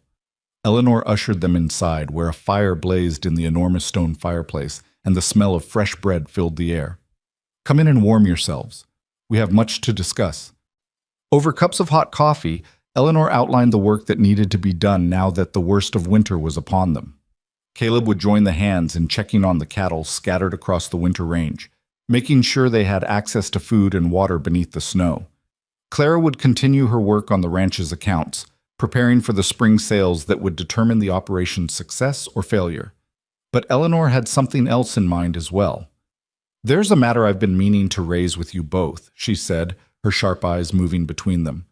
"The homestead you're living on, I mentioned before that you could purchase it outright after a year, but I've been reconsidering that arrangement." Clara felt her stomach tighten. She glanced at Caleb, seeing her own worry reflected in his face. "What kind of reconsideration?" Caleb asked carefully. Eleanor's expression softened, something almost like amusement flickering in her eyes. "Don't look so terrified. I'm not taking the land back, quite the opposite, in fact." She reached into a drawer beside her and withdrew a folded document, which she set on the table between them. "I'm offering to sell it to you now at a price well below its market value. The terms are flexible. You can pay over time, as you're able. By spring, if you agree, the land will be yours free and clear." Clara stared at the document, her mind racing. "Why would you do this? We've barely been here 2 months." "Because I've seen enough to know what kind of people you are." Eleanor's voice was firm. "You've worked harder than any hands I've hired in the past decade. You've improved the homestead beyond recognition, and you've done it while building something together that most people spend their whole lives searching for." She paused, her gaze sharpening. "I told you before that I help young women who remind me of my daughter. But I don't do it blindly. I watch. I test. I wait to see what people are made of before I invest in them." Her eyes met Clara's. "You've proven yourself, Clara Whitlock. Both of you have." Clara looked at Caleb, saw the same disbelief in his expression that she felt in her own heart. Land. Their own land, not borrowed or rented, but truly theirs. It was more than either of them had dared to dream. "We accept," Clara said, her voice steady despite the emotion threatening to overwhelm her. "And we'll pay you back, every cent. I promise." "I know you will." Eleanor smiled, and for a moment Clara saw the ghost of the mother she must have been, before grief had sharpened her edges. "Now drink your coffee and get to work. Winter doesn't wait for anyone." The weeks that followed were a blur of labor and love and the slow transformation of the homestead from a borrowed shelter into a home. Caleb worked from dawn to dusk, riding out with the Crane hands to tend the cattle, returning each evening tired but satisfied. Clara spent her days at the main house, poring over ledgers and correspondence, learning the intricate business of running a ranch. At night they came together in the cabin, cooking simple meals, talking by the fire, falling deeper into the love that had taken them both by surprise. They didn't speak of marriage. Not yet. The memory of Marcus Webb's false promises hung over them both, a reminder of how quickly trust could be betrayed. But the word hovered between them, unspoken and understood, waiting for the right moment to be given voice. That moment came on a clear February night when the moon hung full and silver over the valley and the snow glittered like scattered stars. They were sitting on the porch, wrapped in blankets against the cold, watching the moonlight paint shadows across the pristine white landscape. Clara's head rested on Caleb's shoulder, his arm warm around her, their breath misting in the frigid air. "I've been thinking," Caleb said, his voice quiet in the stillness. "About what?" "About us, about this land, about what comes next." Clara lifted her head to look at him, her heart beginning to race. "And what have you concluded?" He was quiet for a long moment, his jaw working as if he were chewing on words he wasn't sure how to swallow. Finally, he turned to face her, taking her hands in his. "Clara Whitlock," he said, his voice rough with emotion, "I know I'm not the man you came west to marry. I don't have wealth or connections or a fancy name. All I've got is these two hands and a heart that belongs to you completely." He paused, swallowing hard. "But if you'll have me, if you'll take a chance on a dust-covered cowboy with more dreams than prospects, I swear I'll spend every day of my life trying to be worthy of you." Clara felt tears spilling down her cheeks, warm against her cold skin. She reached up to touch his face, tracing the familiar lines of his jaw, the stubble that always seemed to appear no matter how often he shaved. "Caleb Reed," she whispered, "you're already worthy. You've been worthy since the moment you stopped walking and chose me over your own survival." She leaned forward, pressing her forehead against his. "Yes. 1,000 times yes." He kissed her then, gentle and fierce at once, pouring everything he felt into the touch of his lips against hers. When they finally pulled apart, both of them were crying, tears of joy, of relief, of love that had been tested by fire and emerged stronger than either of them had imagined possible. "We'll need to find a preacher," Caleb said, laughing through his tears. "I don't even know if there is one in Eagle Canyon." "There is." Clara was laughing too, giddy with happiness. "Reverend Morrison. I met him at the general store last week." "Then we'll go see him tomorrow. Unless—" He hesitated, suddenly uncertain. "Unless you want to wait. We could have a proper ceremony, with guests and flowers and all the things women dream about." Clara thought about the wedding dress still wrapped in tissue paper at the bottom of her trunk, the dress she'd carried across a continent for a marriage that was never meant to be. She thought about the grand society wedding her mother had always imagined for her, with hundreds of guests and mountains of flowers and her father walking her down the aisle. That life was gone. That Clara was gone. But this Clara, the one who'd survived abandonment and storms and heartbreak, the one who'd built a home with her own two hands, this Clara didn't need any of that. "I don't need guests or flowers," she said firmly. "I just need you." They were married 3 days later in the small church at the edge of Eagle Canyon, with Eleanor Crane as their witness and Reverend Morrison reading the vows. Clara wore her mother's pearl earrings and a simple blue dress she'd found at the general store. Caleb wore his cleanest shirt and a borrowed tie that kept threatening to strangle him. It was nothing like the wedding Clara had imagined when she was a girl in Boston. It was better. As they spoke their vows, Clara felt something shift inside her, the last of her old self falling away, replaced by someone new. Someone stronger. Someone who'd learned that love wasn't about grand gestures or pretty promises. It was about showing up, day after day, choosing each other even when it was hard. Especially when it was hard. When Reverend Morrison pronounced them man and wife, Caleb kissed her with a tenderness that made her heart ache. Then they walked out of the church into the bright winter sunlight, hand in hand, ready to face whatever came next. Spring arrived slowly, melting the snow and revealing the valley in all its muddy, messy glory. Clara had never seen anything so beautiful. The homestead came alive around them. Caleb plowed the small plot of land beside the cabin, preparing it for planting. Clara started a kitchen garden, coaxing seeds from the earth with an attention she'd once reserved for needlework and piano practice. They acquired chickens, then a milk cow, then a pair of pigs that Clara named after two particularly annoying creditors from her Boston days.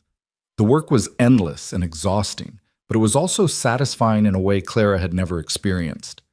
Every fence they mended, every seed they planted, every animal they tended was an investment in their future, proof that they were building something real, something lasting, something that belonged to them.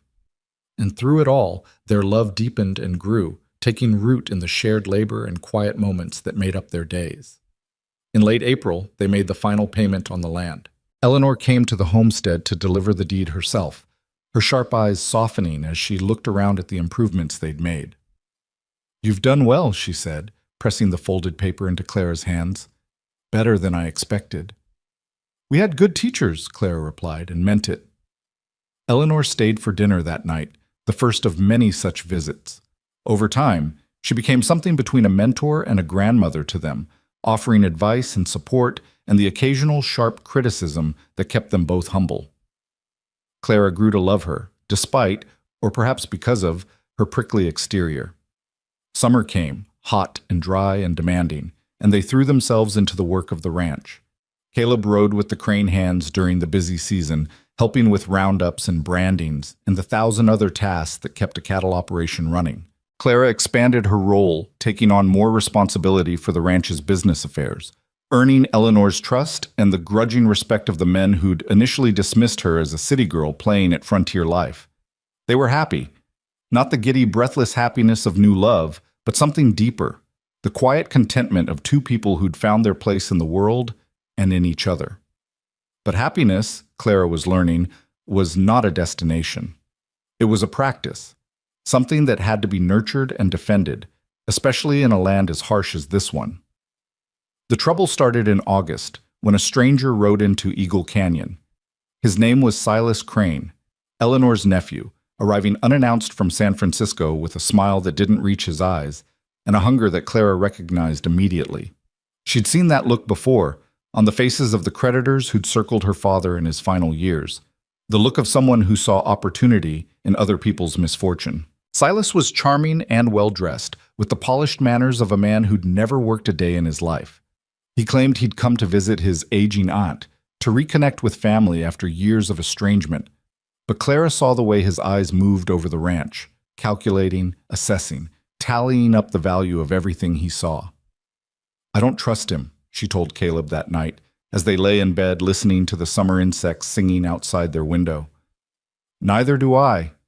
Caleb's arm tightened around her. "But he's Eleanor's family. It's not our place to interfere. Even if he's up to something. Especially then. Eleanor's no fool. She'll see through him soon enough." But as the days passed, Clara wasn't so sure. Silas was clever, playing on Eleanor's loneliness, her grief for the daughter she'd lost. He brought her gifts and flattery and stories of a world she'd left behind decades ago. And slowly, almost imperceptibly, Eleanor began to soften toward him. "He's changed," she told Clara one afternoon as they worked together on the ranch's quarterly accounts. "He was wild when he was young, but he's grown up, found his way." Clara bit her tongue, but she couldn't keep silent entirely. "People don't change overnight, Eleanor, especially not men like him." Eleanor's expression hardened. "You don't know him, Clara. You don't know what he's been through." "I know predators when I see them. I was almost destroyed by one, remember?" The words came out sharper than Clara had intended, and she saw Eleanor flinch, but she didn't take them back. Some things were too important for politeness. "I think," Eleanor said coldly, "that you should focus on your own affairs and leave mine to me." It was the first real conflict between them, and it left Clara shaken. She rode home that evening with a heaviness in her chest, wondering if she'd just destroyed the most important friendship she had in the valley. Caleb listened to her account without interrupting, his expression growing grimmer with each detail. When she finished, he was quiet for a long moment. "You did the right thing," he said finally, "even if it costs us." "What if she cuts us off? What if she—" "Then we'll figure something out. We always do." He took her hand, his calloused fingers intertwining with hers. "But I'd rather lose everything we've built than watch you compromise what you believe." Clara felt tears prick at her eyes. This was why she loved him. Not just for his strength or his kindness, but for his integrity, the core of honor that ran through him like iron through stone. "I love you," she whispered. "I know." He smiled, that crooked smile she'd fallen for. "I love you too." They didn't hear from Eleanor for 2 weeks. Clara threw herself into the work of the homestead, trying not to think about the rift between them, trying not to imagine the worst. Caleb watched her with worried eyes but didn't push, giving her space to process her feelings in her own time. Then, on a scorching August afternoon, a rider appeared on the trail leading to their cabin. It was one of the Crane hands, a young man named Tom who'd always been friendly to Clara and Caleb. His horse was lathered with sweat, his expression tight with urgency. "Mrs. Reed," he said, dismounting before his horse had fully stopped. "You need to come quick. Mrs. Crane, she's taken ill, real bad. And that nephew of hers, he's trying to get her to sign papers, legal papers." Clara's blood ran cold. "What kind of papers?" "Don't know exactly. But the foreman heard him talking to a lawyer from town. Something about transferring the ranch into his name, for protection," he said, "in case she doesn't recover." Clara was moving before Tom finished speaking, grabbing her coat and calling for Caleb. Within minutes, they were mounted and riding hard toward the Crane Ranch, the summer sun beating down on their backs. They found Eleanor in her bedroom, pale and weak against the pillows, with Silas Crane seated beside her bed and a thin man in city clothes hovering near the door. Papers were spread across the blanket covering Eleanor's lap, and a pen rested in her trembling hand. "Stop," Clara said, striding into the room despite the protests of the man she assumed was the lawyer. "Eleanor, don't sign anything." Eleanor's eyes, fever-bright and confused, focused on Clara with difficulty. "Clara, what are you doing here?" "Saving you from making a terrible mistake." Clara rounded on Silas, who had risen from his chair with an expression of injured innocence.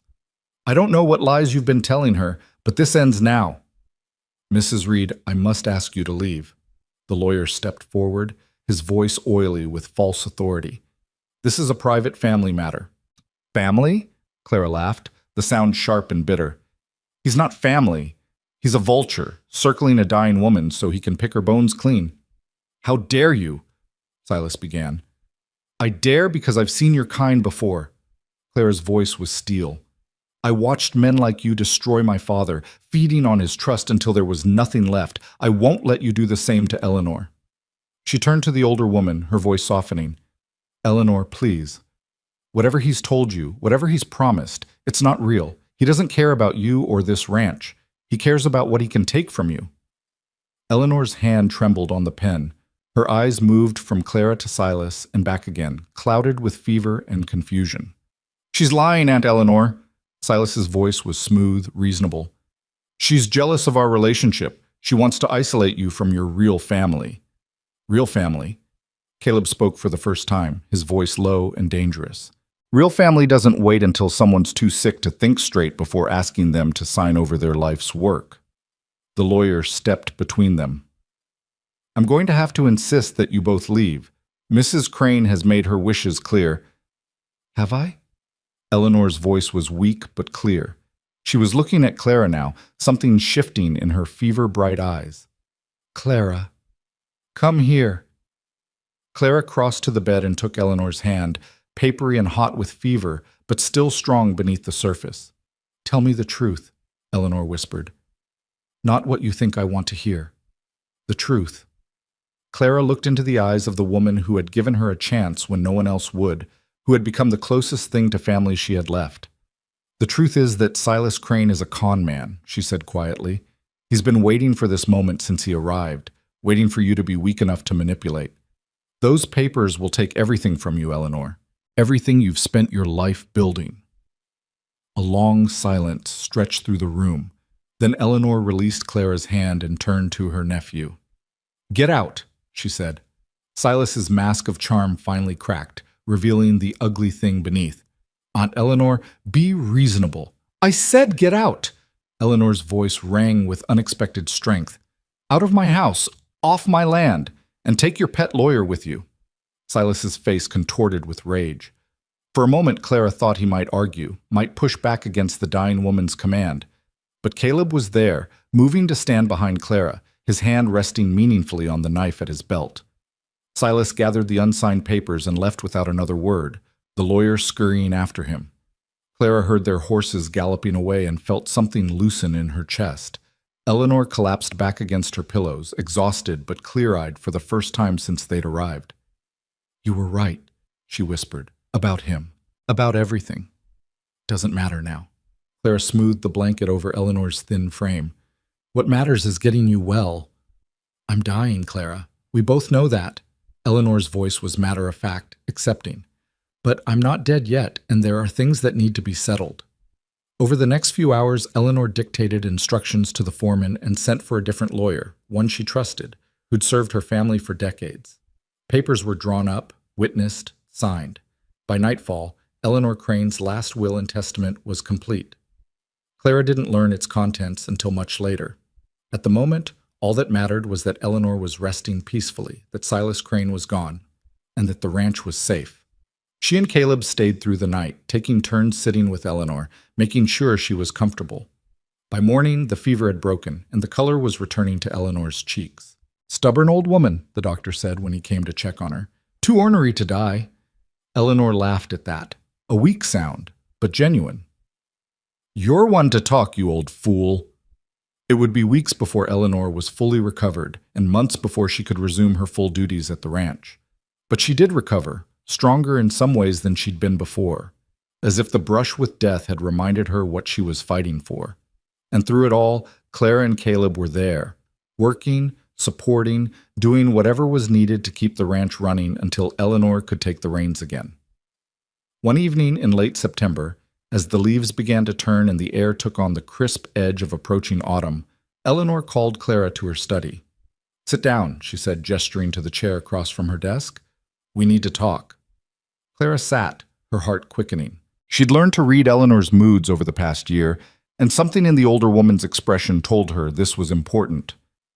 "I've been thinking about the future," Eleanor said, "about what happens to this ranch when I'm gone." "Eleanor, you don't have to." "Yes, I do." Eleanor's voice was firm. "I'm 73 years old, Clara. I've had a good life, and I've made my peace with what comes next. But this ranch—" She gestured at the window, at the vast expanse of land stretching toward the mountains. "This ranch is my legacy. It's everything my husband and I built together, everything we sacrificed for. I need to know it's in good hands." Clara felt tears threatening and blinked them back. "Whatever you need from us, Eleanor. Whatever we can do." "I know." Eleanor smiled, and there was warmth in it, real warmth, the kind Clara had only glimpsed before. "That's why I've named you and Caleb as my heirs." The words didn't register at first. Clara stared at Eleanor, certain she'd misheard. "I'm sorry." "What?" "My heirs." Eleanor's smile widened at Clara's shock. "The ranch, the land, the cattle, all of it. When I die, it passes to you and Caleb. I had the papers drawn up during my illness, when I finally came to my senses." "Eleanor, we can't." "You can. You will." Eleanor leaned forward, her eyes intense.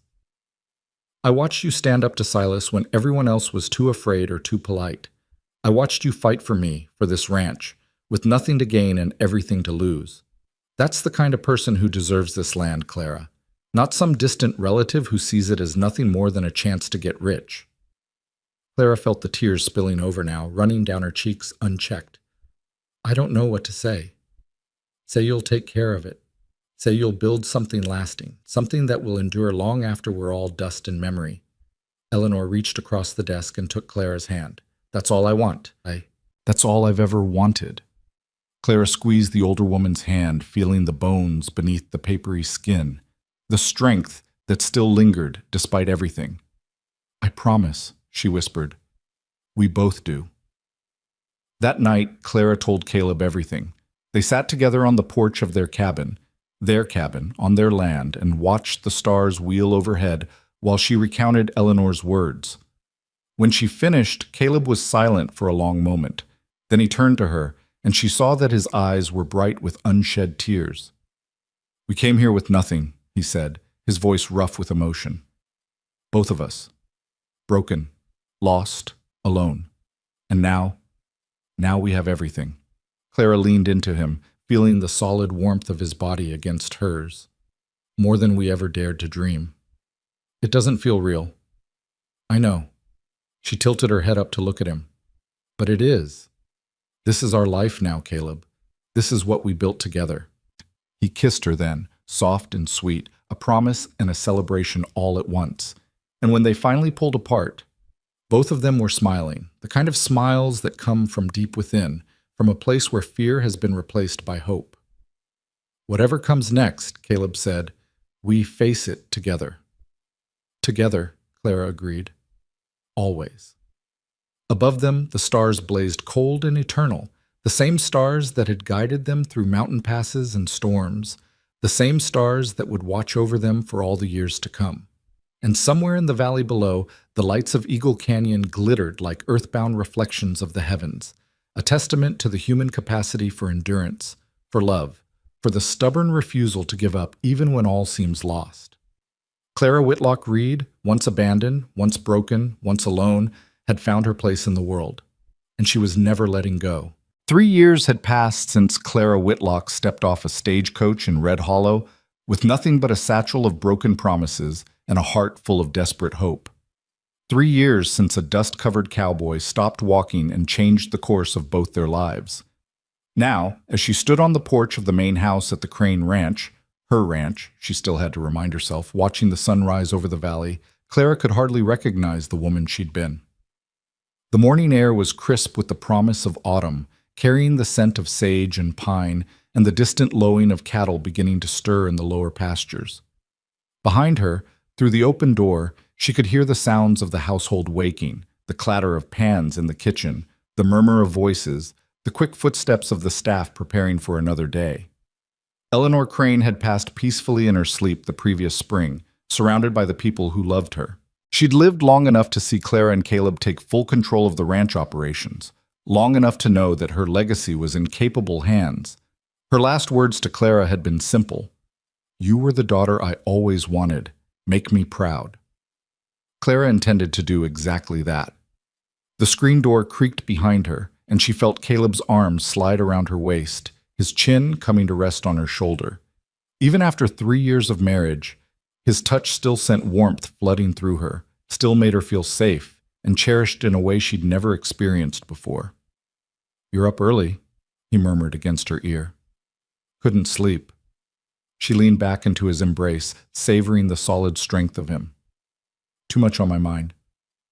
"The town meeting?" Clara nodded. Today was the day they'd been preparing for, the day she would present her proposal to the Eagle Canyon Town Council. The proposal that would either cement their place in this community or mark them as outsiders who'd overstepped their bounds. "They might say no," she said quietly. "They might think I'm being presumptuous, a Boston woman barely off the stagecoach trying to tell them how to run their town."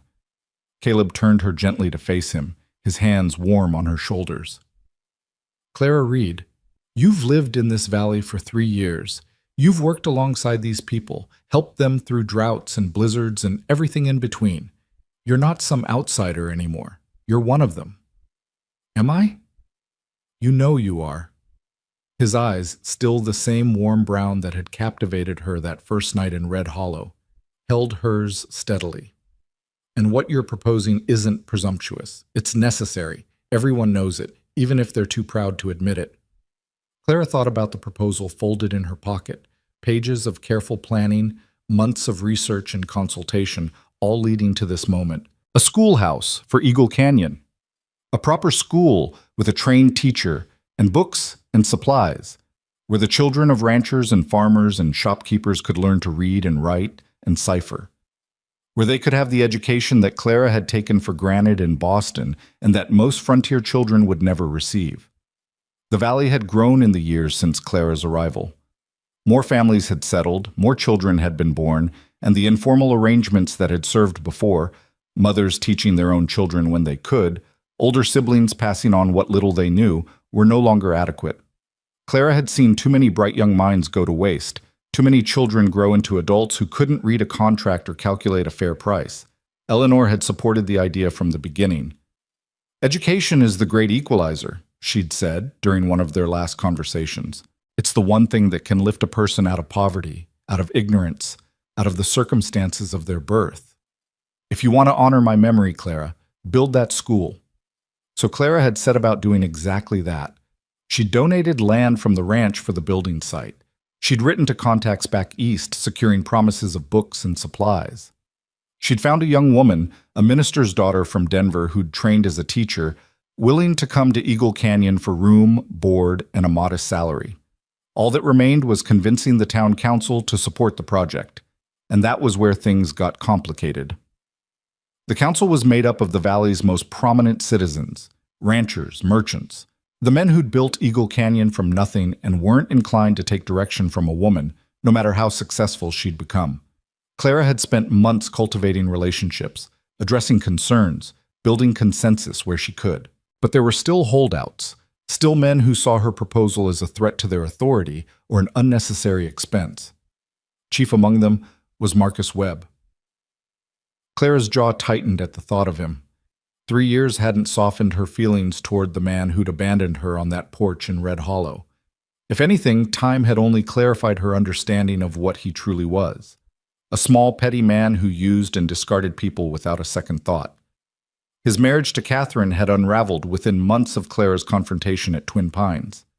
Catherine's father, upon learning the full extent of Marcus's deceptions, had demanded an annulment and stripped Marcus of the land and connections he'd married to obtain.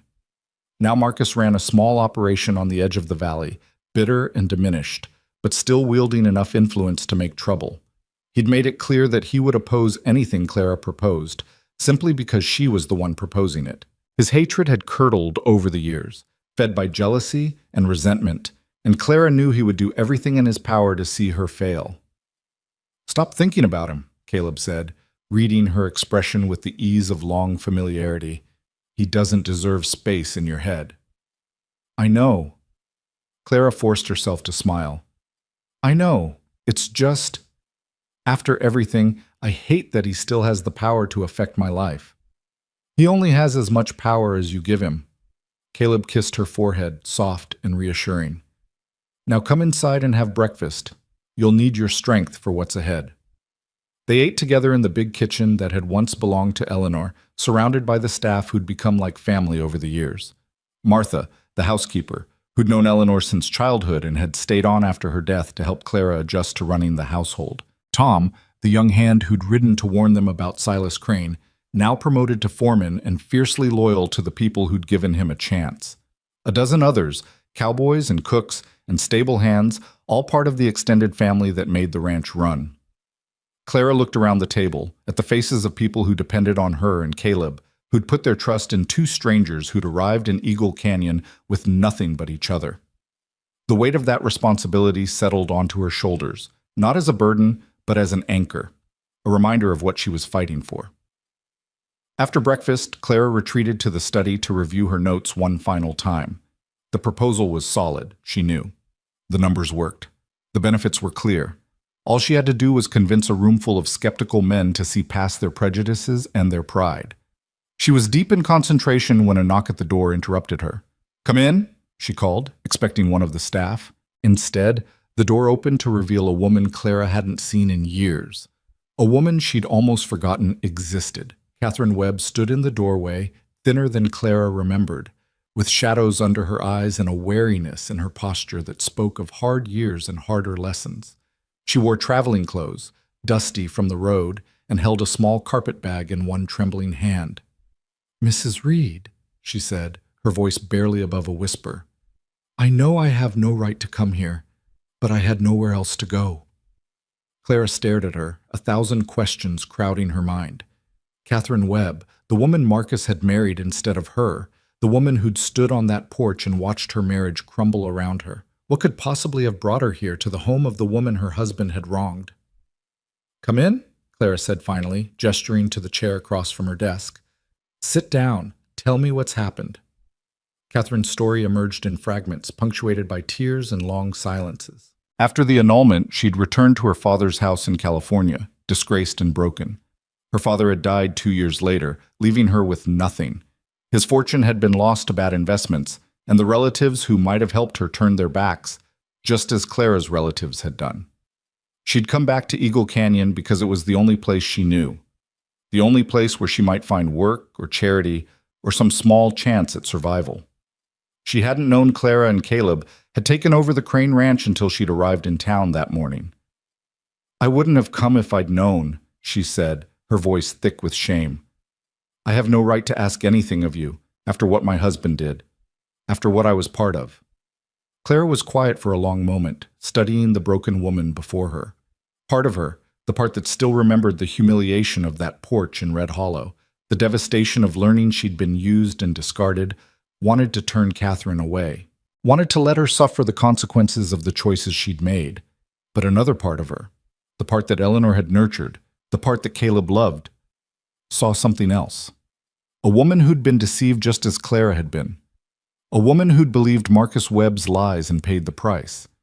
A woman who, stripped of everything, had shown up on Clara's doorstep because she had nowhere else to turn, just as Clara had once shown up on a porch in Red Hollow. "You can stay," Clara said finally. "We have rooms for guests, and you're welcome to one of them while you figure out what comes next." Catherine's head snapped up, disbelief written across her features. "You would do that? After everything?" "I would." Clara's voice was firm. "Because someone once did the same for me when I had nowhere to go. And because holding on to anger at you won't change what happened. It will only poison what I've built." Catherine broke down then, sobbing with a rawness that spoke of years of suppressed grief.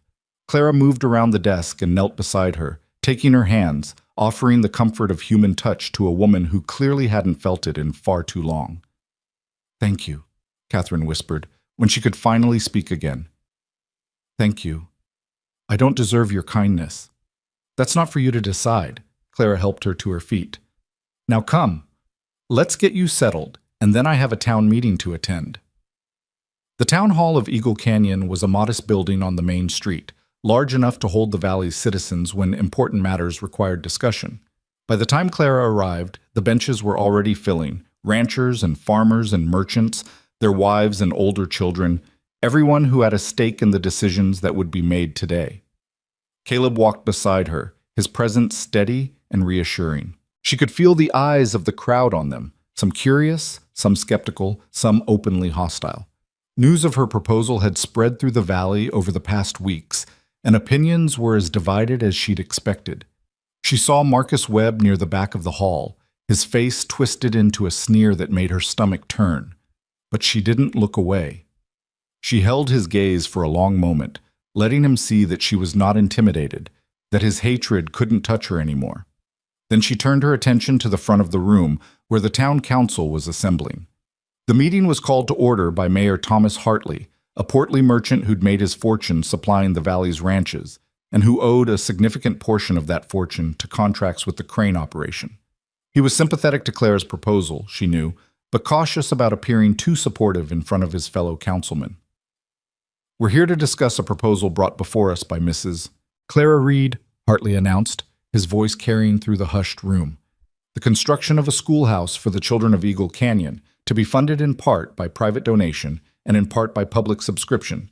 Mrs. Reed, the floor is yours." Clara rose and made her way to the front of the room, her heart pounding but her steps steady. She'd rehearsed this moment 100 times, but nothing could fully prepare her for the weight of all those eyes, all those expectations, all those doubts. She began to speak. She talked about the children of the valley, growing up without access to the education that could transform their lives. She talked about the young men who couldn't read the contracts they signed, the young women who couldn't teach their own children because they'd never been taught themselves.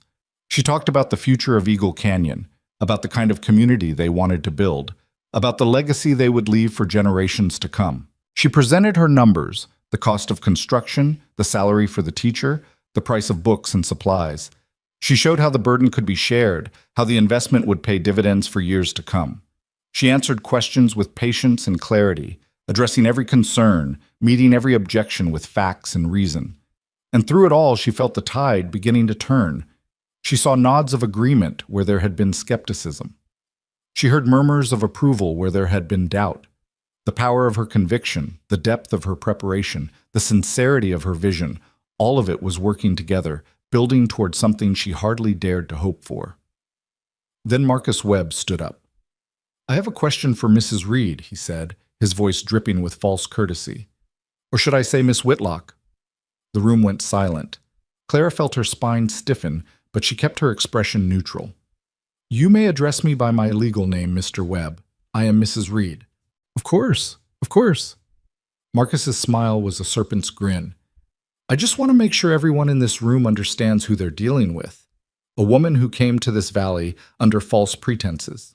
A woman who answered a mail-order bride advertisement like some fortune hunter looking for a rich husband." Gasps rippled through the crowd. Clara heard Caleb rise to his feet behind her, felt the tension crackling through the room. "I want to remind everyone," Marcus continued, "that this woman tried to trap me into marriage 3 years ago. When her scheme failed, she latched onto the first cowboy who would have her and somehow managed to worm her way into Eleanor Crane's good graces. Now she stands before you pretending to be one of us, when we all know she's nothing but an Eastern opportunist who—" "That's enough." Claire's voice cut through his tirade like a blade through butter. She stepped forward, her eyes locked on Marcus's, and saw him flinch despite himself. "You want to talk about the past, Mr. Webb? Let's talk about it." Her voice carried to every corner of the room, clear and steady. "You wrote to me. You promised me marriage, a home, a future. You brought me across 2,000 miles with your pretty words and your false promises, and when I arrived, you weren't there. You'd already married another woman for her father's money." The room was utterly still. Clara could feel the attention of every person present, could sense the shifting sympathies as the truth emerged. "I didn't come to Eagle Canyon to trap anyone," she continued. "I came because I was desperate and alone, and I believed the lies you told me. When I learned the truth, I had nothing, no money, no family, no home. The only reason I survived was because a good man stopped to help me when everyone else walked past." She looked at Caleb, standing now at the edge of the crowd, his face tight with barely suppressed fury. But he didn't intervene. He knew this was her fight, and he trusted her to win it. "That man became my husband," Clara said, turning back to face the room. "Together, we built a life here. We worked for Eleanor Crane, earned her trust, became part of this community through years of honest labor. When she died, she chose to leave her ranch to us, not because we tricked her, but because we'd proven ourselves worthy of her legacy." She took another step toward Marcus, watching him shrink back despite himself. "You want to destroy me because I remind you of what you are. A man who lies to women, who uses people and discards them, who's too small and petty to see past his own bitterness." Her voice dropped, but it carried just as far. "But I'm not going anywhere, Mr. Webb. I'm here to stay, and nothing you say or do will change that." The silence stretched for what felt like an eternity. Then, from somewhere in the crowd, someone began to clap.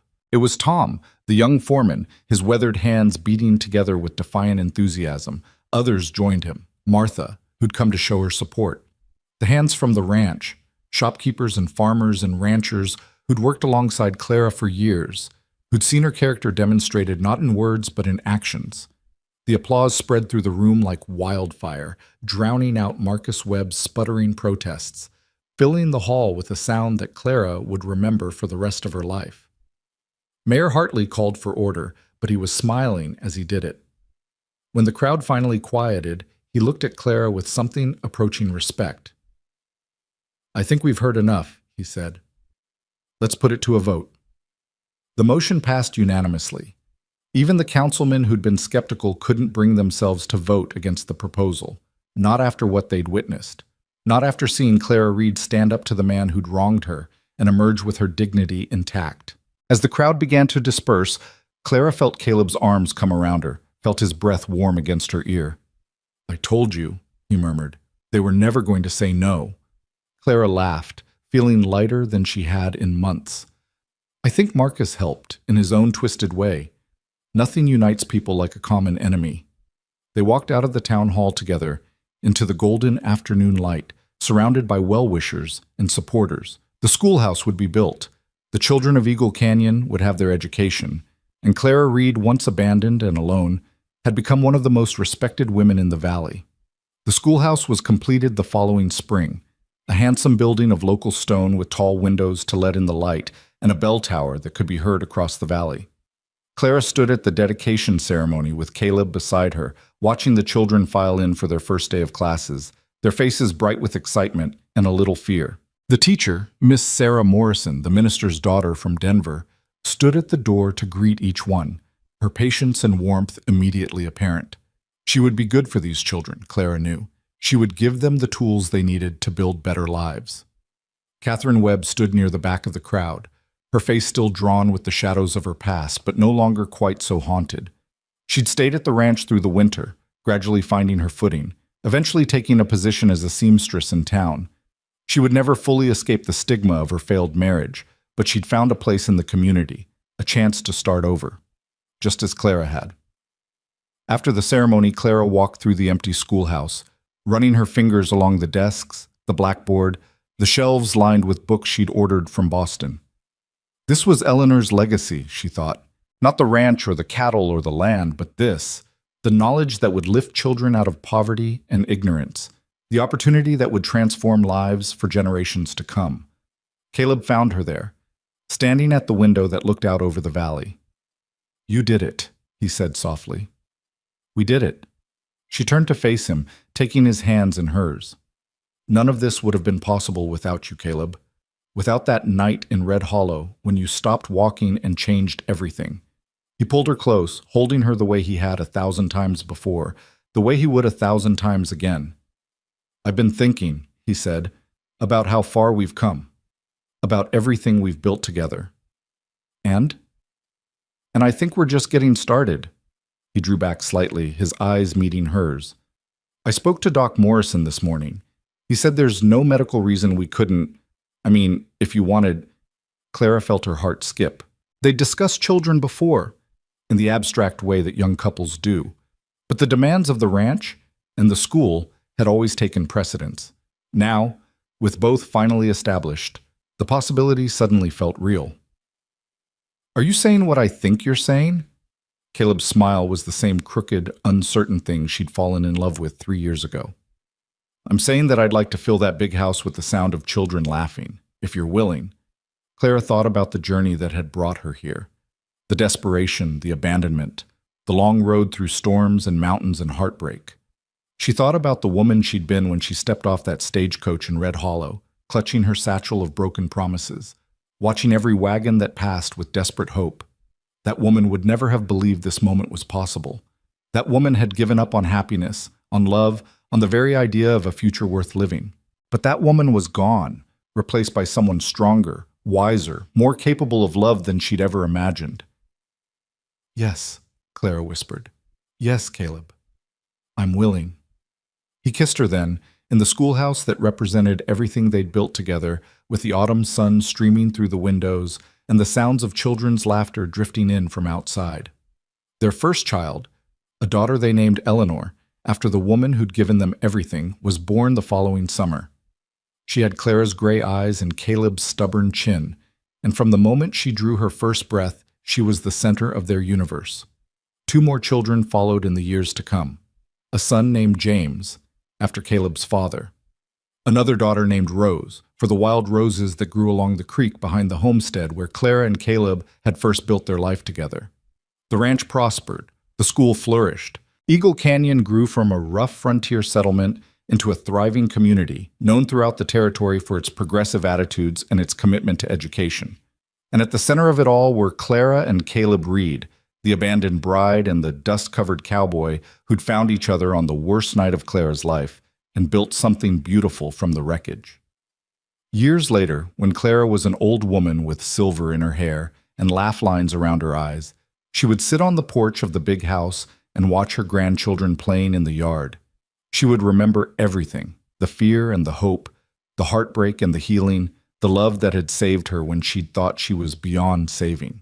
Sometimes, in the quiet moments, she would take out the letter she'd carried across a continent, Marcus Webb's false promises, now yellowed with age, and marvel at how different her life would have been if he'd kept his word. She would have been his wife, trapped in a loveless marriage to a petty, bitter man. She would never have known Caleb, never built the school, never held her children in her arms. The abandonment that had nearly destroyed her had turned out to be the greatest gift she'd ever received. Caleb would find her on those evenings, would settle into the chair beside her with the ease of long familiarity.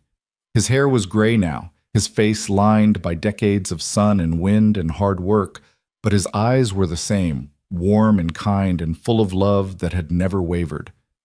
"What are you thinking about?" he would ask. "About Red Hollow," she would answer. "About the night you stopped walking." He would smile that crooked smile, the one she'd loved for 40 years. "Best decision I ever made." "Mine too," she would say. "Mine too." And they would sit together in the gathering dusk, watching their grandchildren play, listening to the sounds of the valley settling into evening, knowing that they had built something that would endure long after they were gone. The schoolhouse still stood at the edge of town, its bell tower visible for miles, calling children to learn just as it had for decades. The ranch still spread across the valley, worked now by their children and grandchildren, a testament to the power of hard work and determination. And the story of Clara and Caleb Reed, the abandoned bride and the cowboy who saved her, had become legend in Eagle Canyon, passed down through generations as proof that love could bloom in the most unlikely circumstances. Because that was the truth Clara had learned in her long and remarkable life. Love wasn't about grand gestures or perfect circumstances. It wasn't about wealth or status, or the promises of strangers in letters. Love was about showing up, day after day, choosing each other even when it was hard. It was about building something together, brick by brick and day by day, until you looked up and realized you'd created something beautiful. It was about a cowboy who stopped walking when everyone else passed by, and a woman who'd learned that sometimes the worst thing that can happen to you turns out to be the beginning of everything good. On the last evening of her life, Clara sat on the porch with Caleb's hand in hers, watching the sun set over the mountains she'd come to love. The valley spread before them, golden in the fading light, and she could see the schoolhouse, the town, the ranch, all the pieces of the life they'd built together. "No regrets?" Caleb asked softly. Clara thought about the question. She thought about Boston and the life she'd left behind. She thought about Marcus Webb and the promises he'd broken. She thought about the storms and the mountains and the long road that had brought her here. "None," she said. "Not a single one." Caleb squeezed her hand, and they sat together in comfortable silence, two people who'd found each other against all odds and held on through everything. That night, Clara Whitlock Reed closed her eyes for the last time, surrounded by her children and grandchildren, held by the man who'd loved her for half a century. She went peacefully, with a smile on her lips and not a single regret in her heart. And in Eagle Canyon, people still tell the story of the cowboy who stopped walking and the woman who learned that sometimes the greatest love stories begin with the greatest heartbreaks. They say that on quiet evenings, when the sun sets over the mountains and the valley turns to gold, you can still see them, two figures sitting on the porch of the big house, hand in hand, watching over the land they loved, watching over the legacy they built together, watching over the love that never died.